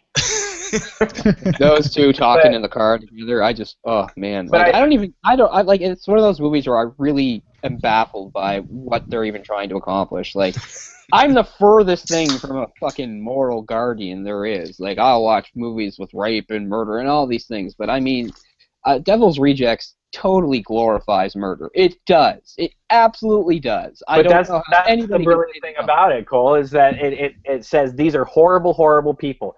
And usually what happens is when cops are going after criminals in movies like this, the criminals are bad, but they're not so bad so that we kind of hate the cop. But Rob Zombie doubles down and makes these people truly horrible, and it makes the cop truly horrible to the point where he's like stapling and nail gunning them when they're tied up in the chair. And so you're left at the end like with this weird moral ambiguity of like you don't want to see them get away, but you don't want them to suffer either. And so then when it climaxes, I don't find any moral ambiguity in that. Like I get what people like. A lot of people watch that movie. It's like, look what happens to the cop. Like he goes so far for revenge, he becomes like them. And like, but he doesn't, because he's not grabbing like a 6-year-old off the street and pissing on her and laughing. He's taking sadistic people that do that and giving them a taste of their own medicine. Well, he's breaking the officer's oath of, excessive violence. Whatever violence is necessary to bring you to justice is only what he's supposed to use. But he turns into them by turning their own violence against them. So and he almost to the point he enjoys it like they do. But but I don't know. I think I'm a pretty non-violent, passive person, but I think I would do the same thing in his position, and I think I would enjoy it. I don't think I would mean I was looking into the abyss or losing my humanity. It's the same lesson as Last of Us on the Left, but I say I like the whole movie, but the last 10 minutes, the whole Freebird sequence, is one of the best directed sequences in the last 20 years of film. It's people driving a car towards a thing in slow motion while Freebird plays. What is there to direct exactly? Slow motion driving towards a barrier with cops. And it shots of people loading weapons, aiming weapons, and firing weapons. I'm pretty sure I could direct that. It's Rob Zombie actually saying, though, I'm not making another film of this type. I'm closing the book on this family. And I thought that was kind of ballsy. He gave them the out that they deserved because they were the unrepentant. They were never going to stop. They were never going to surrender. They were never going to let you take them alive. And they died as they lived, going 100 miles an hour, guns blazing. I know, a blaze of glory. So inappropriate. I mean, I can't. I'm knocked over by how inappropriate it is. I get it. I'm not all for movies where there's black hats and white hats, and the white hats always win, and the black hats always lose, or anything like that. But I just mean what he's doing is just it's the worst thing. The worst thing about The Devil's Rejects is it gave all of us hope for Halloween. Okay, that's true. That's true. Exactly. That's true. Not me. That's true. That's true. All right. Let's talk about. Oh Lord, see this one. I don't know if we should follow up Rob Zombie's 31 with the announcement of this remake in the works, but it's kind of a double. It's kind of a double barrel of. Oh goodness! But it was announced, actually, I think just the other day, that Eli Roth, the master of horror, Eli Roth, is remaking Death Wish with Bruce Willis in the Charlie Bronson role. So this is another movie that will either not get made or it's going to go straight to Vudu, like a lot of Bruce Willis movies. I don't understand why he would want to work with Bruce Willis. From what I understand, his reputation is that he is an asshole. But and he's finally lost his drawing power, which is fine. He had a great career, but he's not a box office draw anymore. Is a good friend of Quentin's, and Bruce Willis is a good friend of Quentin's, and so maybe he'll behave. But most of the time, I hear Bruce comes out of his trailer. I don't feel like shooting today. Goes back in his trailer, and the day's lost. I don't want to shoot at this location. We're going to shoot over here. Days lost. I mean, he's still Bruce Willis, though. I mean, people are going to make movies with him. I mean, Green Inferno and Knock Knock, I mean, pretty much went straight to video. I'm just saying that Quentin Tarantino is a much stronger director and can handle attitudes like that, whereas where Eli Roth might not be quite as strong. But I mean, maybe why can back him up? You think?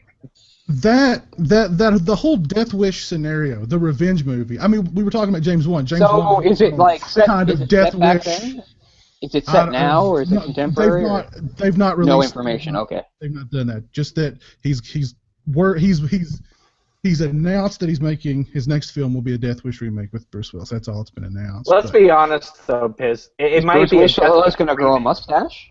It might be a Death Wish remake, but in tone, it's going to be Death Wish 3. Well, yes, can you expand on that? Expand on that. What do you mean? If it's Death Wish 3-ish, I'm there with bells on. So silly. I think it'll be on that level of I think it'll be Death Wish 5 Crackdown. I think it'll make Death Wish 5 The Crackdown look like freaking Death Wish.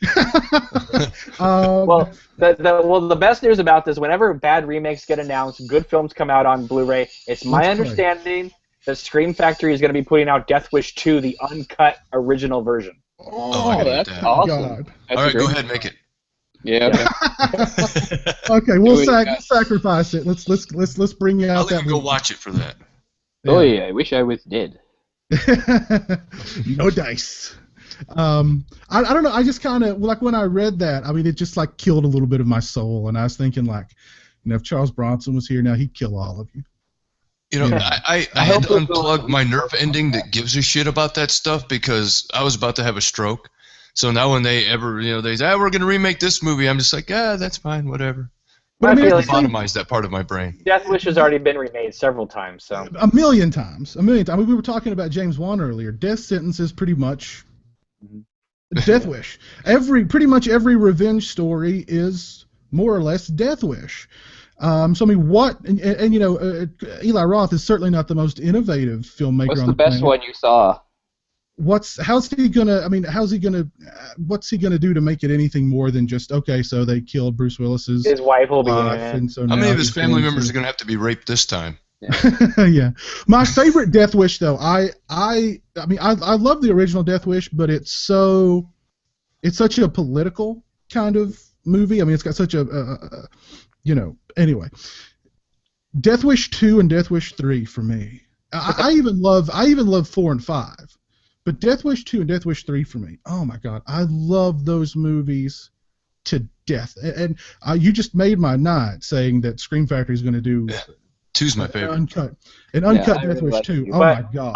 I will say this though: if Eli Roth has any balls, and he likes to claim that he does, he's got Bruce Willis in this movie.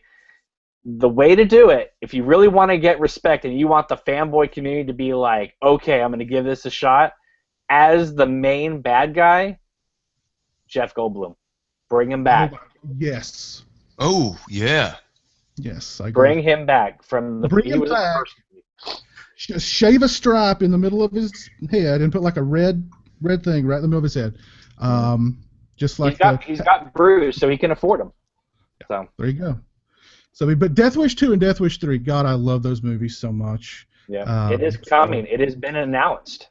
Bring both of those out on Blu-ray in some kind of nice special edition, uncut. Well, that movie's please. special to me. Not only do I love it, and Charles Bronson, my dad was a huge Bronson fan. He took me to see it in the theater. And I just remember the iconic scene for me is when the guy holds up the boom box, and Bronson shoots it, and it breaks in half, and he's got the bullet wound in his face. I just love that movie. That's Larry Fishburne. That was Larry Fishburne. That's Goldblum. That's freak number one. Yeah, what's ironic is That's that his credit. spoilers Freak for the number one. original Death Wish. That's the one criminal he doesn't kill in the movie. Yeah. Exactly. Yeah. Exactly.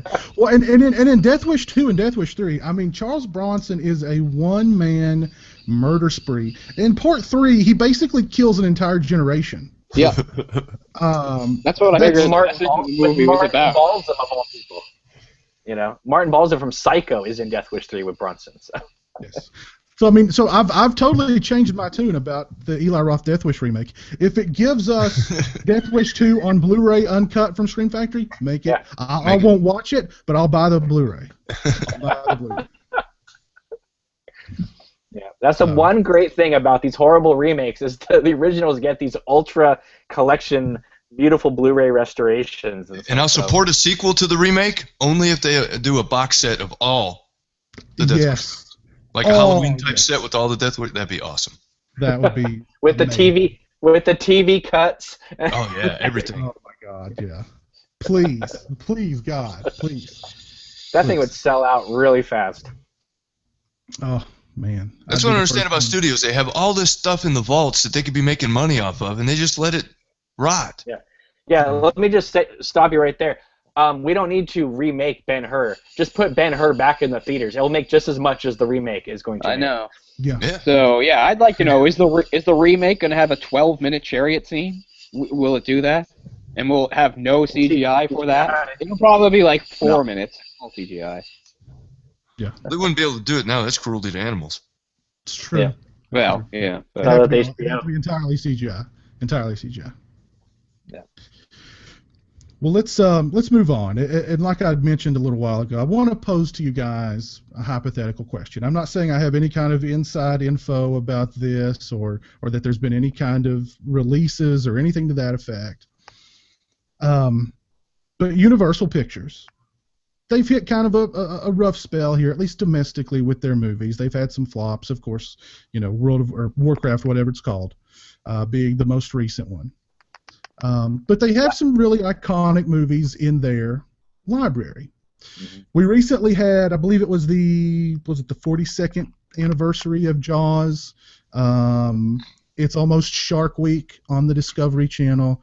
Everybody knows Jaws. Everybody loves Jaws. Everybody loves sharks. Everybody watches Shark Week on the Discovery Channel. It's huge ratings. Is it, and I'm shocked that it's not already happened at this point, is it time for a Jaws remake or a Jaws reboot? Would any of you guys be cool with a Jaws remake or a Jaws reboot?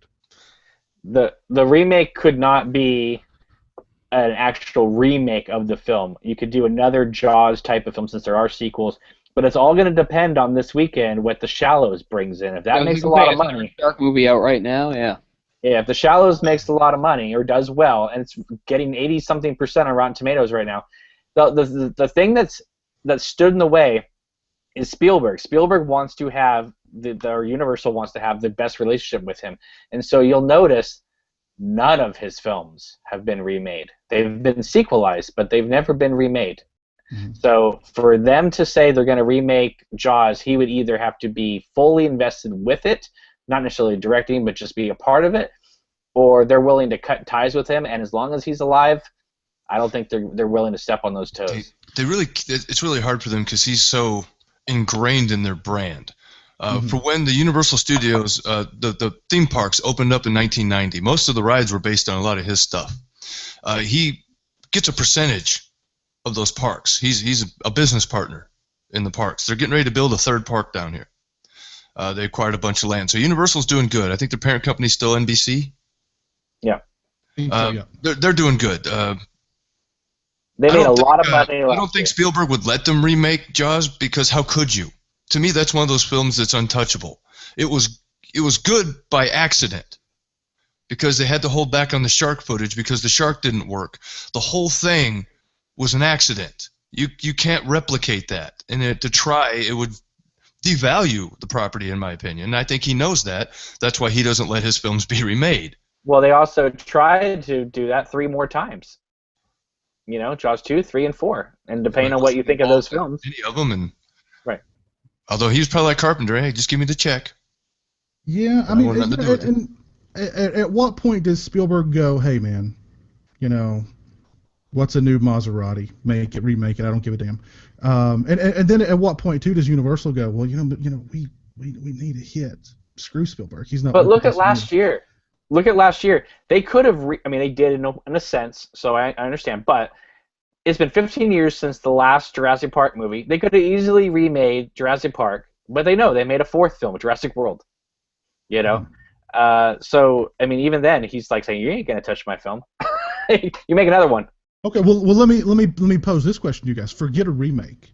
How about just a Jaws movie? And don't call it Jaws 5. Call it Jaws: The Return or Jaws. I'd have no problem with that because I don't think any of the sequels are any good. It's not like you're tainting the brand. They're already bad sequels. So if this one's bad, who cares? I thought you're 2 was good. Jaws 3 and 2 is it could have been a lot better, but it's not bad for what it is. 3 and 4 are good to make fun of, but they're not good movies. They had waited for Spielberg and Dreyfuss to finish. I think it was Close Encounters. Yeah. But they would have come back for the sequel. I think it would have made it better, but it's still not a bad one. They want to make a sequel. If they want to make a sequel to make capitalize on the name and get a hit, then fine. I'm all no problem. But a remake would be horrible. Stupid. But would a new Jaws even make money today? I think so. I think so. It's again the name recognition. It's Jaws. Mm-hmm. Everybody knows Jaws. I went and saw Jaws. Yep, I the went July and saw release. Jaws in the theater. They had a reissue of Jaws in the theater not long ago. Yeah. It was absolutely packed. It was awesome. Absolutely packed. I mean, if Universal wants to play on nostalgia and they don't give a shit about pissing off Spielberg, they could do another E.T. That's what that's what I was thinking. I was thinking about his other movies and like why they haven't been remade. You understand why? Like They're good. Can you imagine a backlash of like just like remaking E.T.? I realize they're remaking Ghostbusters. That's going to come out in a few weeks, and we all know about how that is. And I mean, I know whenever there's a backlash, there's an inevitable backlash against the backlash, which is people saying, "Calm down. Was it even really that good?" Yeah, it was really that good. You know, and give this a chance and stuff like. I mean, I don't know. So, but yeah, I don't want to see E.T. or Jurassic Park remade or Indiana Jones. You know. Well, they also just released all the films on Blu-ray, all the sequels on Blu-ray as well. Yeah. So I mean, I think why haven't they done another Jaws movie? Shark Week has been like this huge ratings juggernaut for the Discovery Channel for how many years? 15 years or longer? Everybody's fascinated with There's sharks. got to be one reason, that's Spielberg, because Jaws: The Revenge is horrible. Yeah. I think that he personally made a call in 1987 and said, no more of this. Yeah. Well, Spielberg was the guy in my childhood growing up. He was like the mainstream guy that put out, you knew when his movie hit the theater, it was going to be good. Raiders of the Lost Ark, E.T. I mean, he just had so many hits in the 80s. I think he's one of those directors that it would be really damn near impossible to remake one of his films and capture that magic. There's something about him as a director, right place at the right time, whatever. I don't think they could ever be successful in remaking one of his films like that, especially not Jaws or Jurassic Park. Yeah. All right, let's say they did. Let's say they did, though. Can you think of a filmmaker right now that you would want to tackle this? Because you'd have to bring in someone. You don't want to just bring in someone that Universal can boss around. You want to bring in somebody that knows what they're doing. That's what I mean. I don't think there is a director that could equal Spielberg. Yeah, right. I think if there's any directors out there that like I conceivably think are competent to it, I think they would the directors that I have in mind, I think they'd all say no out of respect to Spielberg. I think they'd say, that's Spielberg's film. I'm not touching it. So I think it's inevitable that if that happens, it'll be a director that's more of an up-and-comer or a maverick. It's going to be Rob Cohen. Yeah. The guy who did Mummy 3 and Fast and Furious 1. Yeah. I don't know. How about Rob Zombie's E.T.? It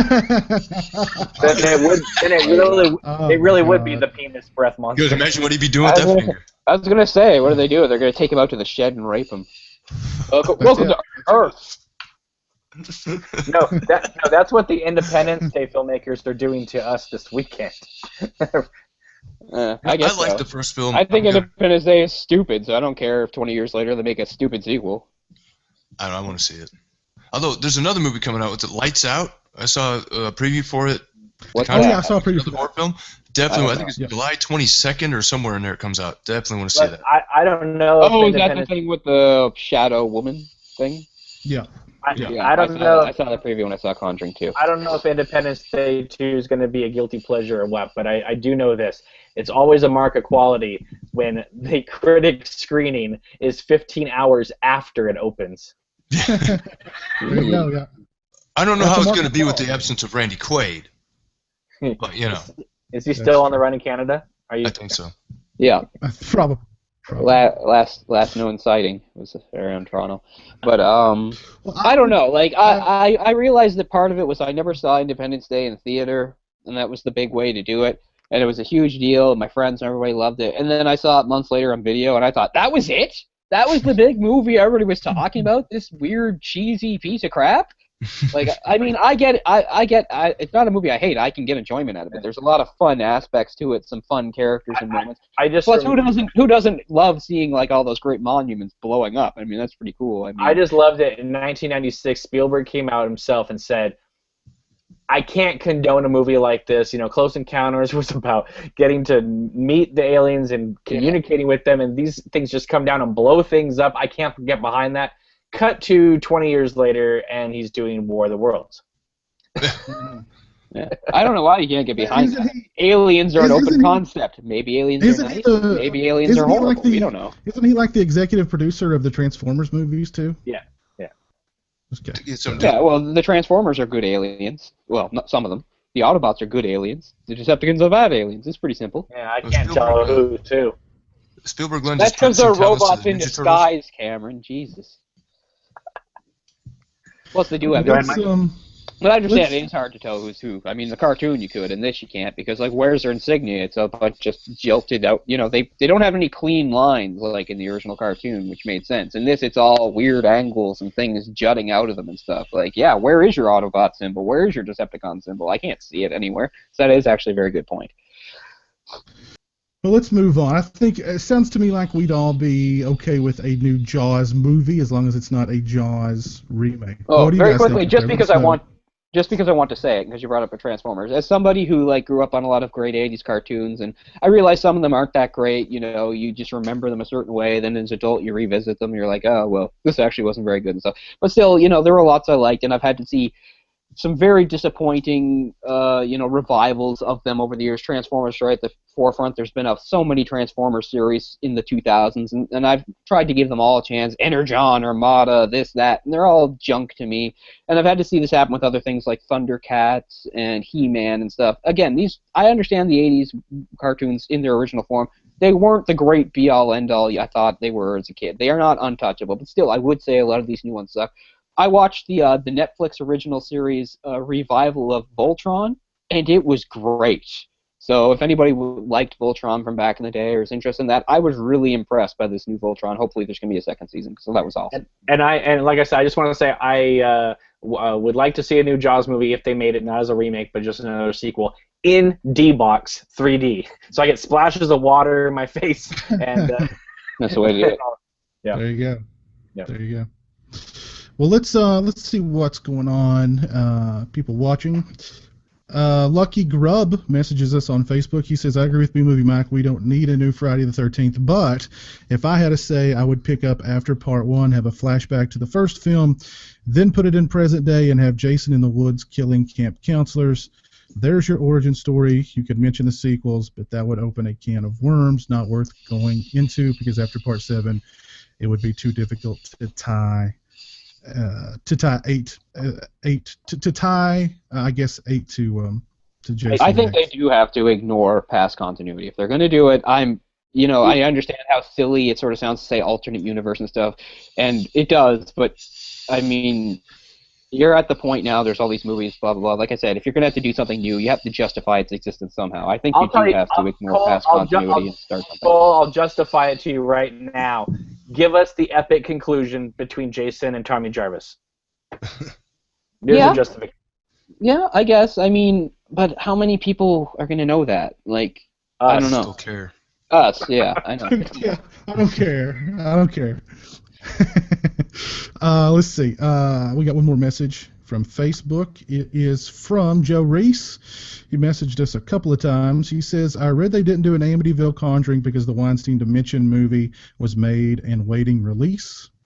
Still waiting. Be a possibility. Still waiting. Yes, of course, still waiting. Joe also says, I believe now that the 5 years is approaching that Paramount has the rights to Friday the 13th. He thinks Paramount is waiting to see if they wind up with the rights permanently before they commit to making a new movie. I think it's been their plan all along. I don't know about that. I don't know about that, but I think they've been trying to make the new movie. They just can't. Don't they have to make a movie to retain the rights? I thought that was how it worked. I think so. They have to, yes. Yeah. They have to make a movie to either Can't wait make until it after they expire. Well, what it was that it was a trade-off for Christopher Nolan's Interstellar, that they were going to get it for 5 or 6 years, and then it would revert back to WB and New Line. So they had that window. And so what I've said to Piz many times, which is the moment they got the rights back, they should have just been cranking these things out for 5-6 years and then let it go back. Yeah, I agree. Totally agree. Let's see what's going on in the comment section of the video. Applesauce says, I miss the big bad booty daddy Scott Steiner look. Well, it may return someday. Halloween is just not, it's just around the corner, so we'll see. Keep your fingers crossed, applesauce.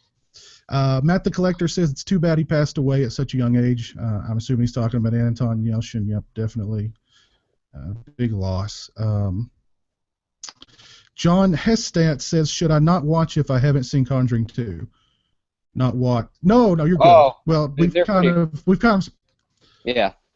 A little I bit. didn't give away all the major plot points. I just talked about character. You really don't need to see the first one to like the second one. I mean, they go together fine. But it's just so you can skip the first one altogether. This is a much better film. It's just two instances in these people's lives that aren't necessarily connected. So. I think he was curious about, if we're going to spoil things. And I don't think we spoiled anything. So I think we were pretty spoiler-free-ish. So. John also says, so I just spilled my drink when I saw the title of this video. So, well, I made a drink spilling title, I guess. So, you have that ability. Let me give myself a Barry Horowitz right here. Woo! Well, hopefully that drink didn't taste like nostalgia. Oh goodness. Does anybody have anything they want to say in closing about any of the topics that we discussed tonight? I was thinking. I really don't want a Jaws remake. I really don't. I think most of Spielberg's movies are untouchable in that way, and also I get why some movies, even when they're good, there's an impetus to remake them because certain aspects of the plot or setting lend themselves to an update some decades later on. I don't see that with Jaws. I don't see how Jaws is old or dated. I don't see how if you show somebody who's 11 or 12-year-old now Jaws, they're gonna have trouble relating. It's all very universal and the same. It's just a small community that relies on their tourism, and there's a shark. Some people don't want to go do something about it. Some people do. The beaches. I don't see where any of that would get lost in translation to a younger generation.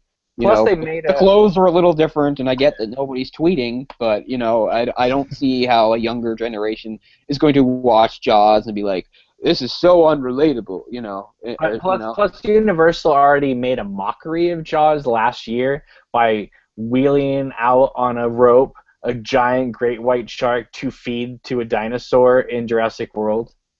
I never thought about it that way. But that's what they were doing. They were kind of saying, the Jaws was yesterday. Today is this big thing. And so, I don't know. Well, dinosaur beats shark, but weird ancient sea reptile beats dinosaur, apparently. So, woman inherits the earth. Math. There you go. It all comes back to the original. Yep. Yeah. And if you guys haven't seen Conjuring 2, go watch it. Support it. Hopefully we can get more smart horror films released theatrically, and as a ballsy move to release it during the summertime, I think. So I think it proves that you can release horror outside of the fall, outside of October or January. And I'm glad to see the horror film that's actually good make money and be popular, because hopefully this starts a new trend, because it sucks when shitty movies make a lot of money. It's like, well, yeah, they're still making horror films, but they think that we like the shitty ones, so they keep making them. But no, we want more like this. Mike, this is a great point you made, because something that I can't stand is when people say, even if the movie sucks, you need to go out to the movie theater and support it, because then they'll make more of them. And I go, yes, but I don't want more of the bad ones. I don't want more of the bad ones, So I don't want to go and support the ones that are bad. But everyone says, oh, if you want more horror films in theaters, you have to go see every single one of them. Well, I don't want to encourage them to make the bad ones. And even though The Witch wasn't my favorite film of the year, I would still rather see horror films like that. I mean, I like The Witch more and more as I get farther away from seeing it, which is a good sign. Like Cole was saying, he watched the movie and doesn't even remember it. I mean, if WB really wants to scare the shit out of America, they should just re-release the X-rated version of Ken Russell's The Devils in the theater. Yeah. I know. I'm so obsessed with that movie. There you go. What was I going to say? And I'm totally fine. I'm totally fine with Eli Roth's Death Wish as long as we get those Scream Factory Death Wish Blu-rays. Yes. Box set. Exactly. And another thing that just dawned on me: Warner Brothers, you want to make more money? Put Clockwork Orange back in the theaters. I mean, Stanley Kubrick's dead. He can't object anymore. Holy crap, that movie would make a lot of money. Yeah, I would really like to see that in the theater. I'd love to. Love to. But yeah, I guess the problem though, like you said, like it's true. If you go out and you support a movie, knowing it's bad, it's like, well, the studios, the movies, it doesn't teach them anything. It's like, okay, we don't have to reevaluate. We can keep doing things the same way. But it is true too that when something is done well, especially in horror, more so I think than other genres, it doesn't always precipitate a response that is, okay, this is how, it just becomes a bunch of pale imitators. Horror was pretty much dead in the mid-'90s. Scream really revived things. But Scream also just kicked off a series of pale imitators that led into the early 2000s. From the late 90s into the early 2000s, slashers were a big thing again. But how many of them were any good? Like, almost none of them, really. I mean, again, I guess it was good that we had these movies and it was a thing again. But, I mean, how many of them were actually good? That's one thing I miss about the 80s. You got Halloween and Friday the 13th, and then My Bloody Valentine, Prom Night. I mean, they were all good in their own way. We don't get that now. Even the rip-offs had a good common denominator. Yeah. Yeah. Well, the only good post-Scream slasher I can think of, and I would put it right up there alongside Scream, is Valentine. Well, that's because you're a big David Boreanaz fan. Listen, no. Forget David Boreanaz. I'm with Cole. I don't like hardly any of those slasher films, and I know warmed I up like to Scream over the years, but... Did you guys do a show on this, like all the horror films, like post-Scream? I think that was like... Yeah, we did. Yeah, that is one of the most hilarious, because like every title that comes up, Mike just cringes more and more. Yeah, I know there were a couple. I can't think of them now. There were at least a couple of those that I thought were, okay at the time. But now I can't think of them. Has anybody seen Always Know What You Did Last Summer? No. Okay. All right. So I stopped at the Jack there's Black no Freddie Jamaican Prinze one. Jr. What's the point? Exactly. Has anybody seen Urban Legends Bloody Mary? That's the real question. No. But who directed that movie? It's like someone pretty well known. The woman, Mary Harron, or the woman who did Pet Sematary. What's her name? Mary.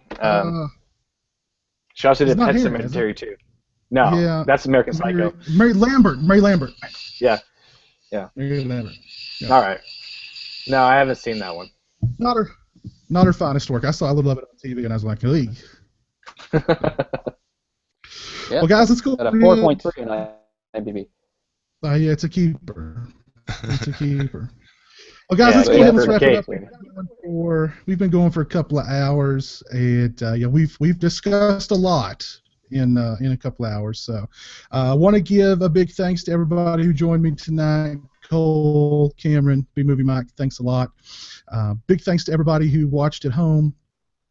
We appreciate it. Please let us know what your thoughts are on any of the topics that we discussed tonight in the comments section below. As always, thanks so much for watching. Have a great weekend. Have a great summer, and we'll see you again real soon with Vlogcast number 5. So keep your eyes peeled. Thanks for watching, guys. The skies. Bye-bye. Go see Conjuring 2. Yes, go watch Conjuring 2. And the director's cut of Batman v Superman comes out next Tuesday on streaming. I'm sure that's going to clear up all the problems. It'll make it all better. Yes. And on that, we bid you adieu.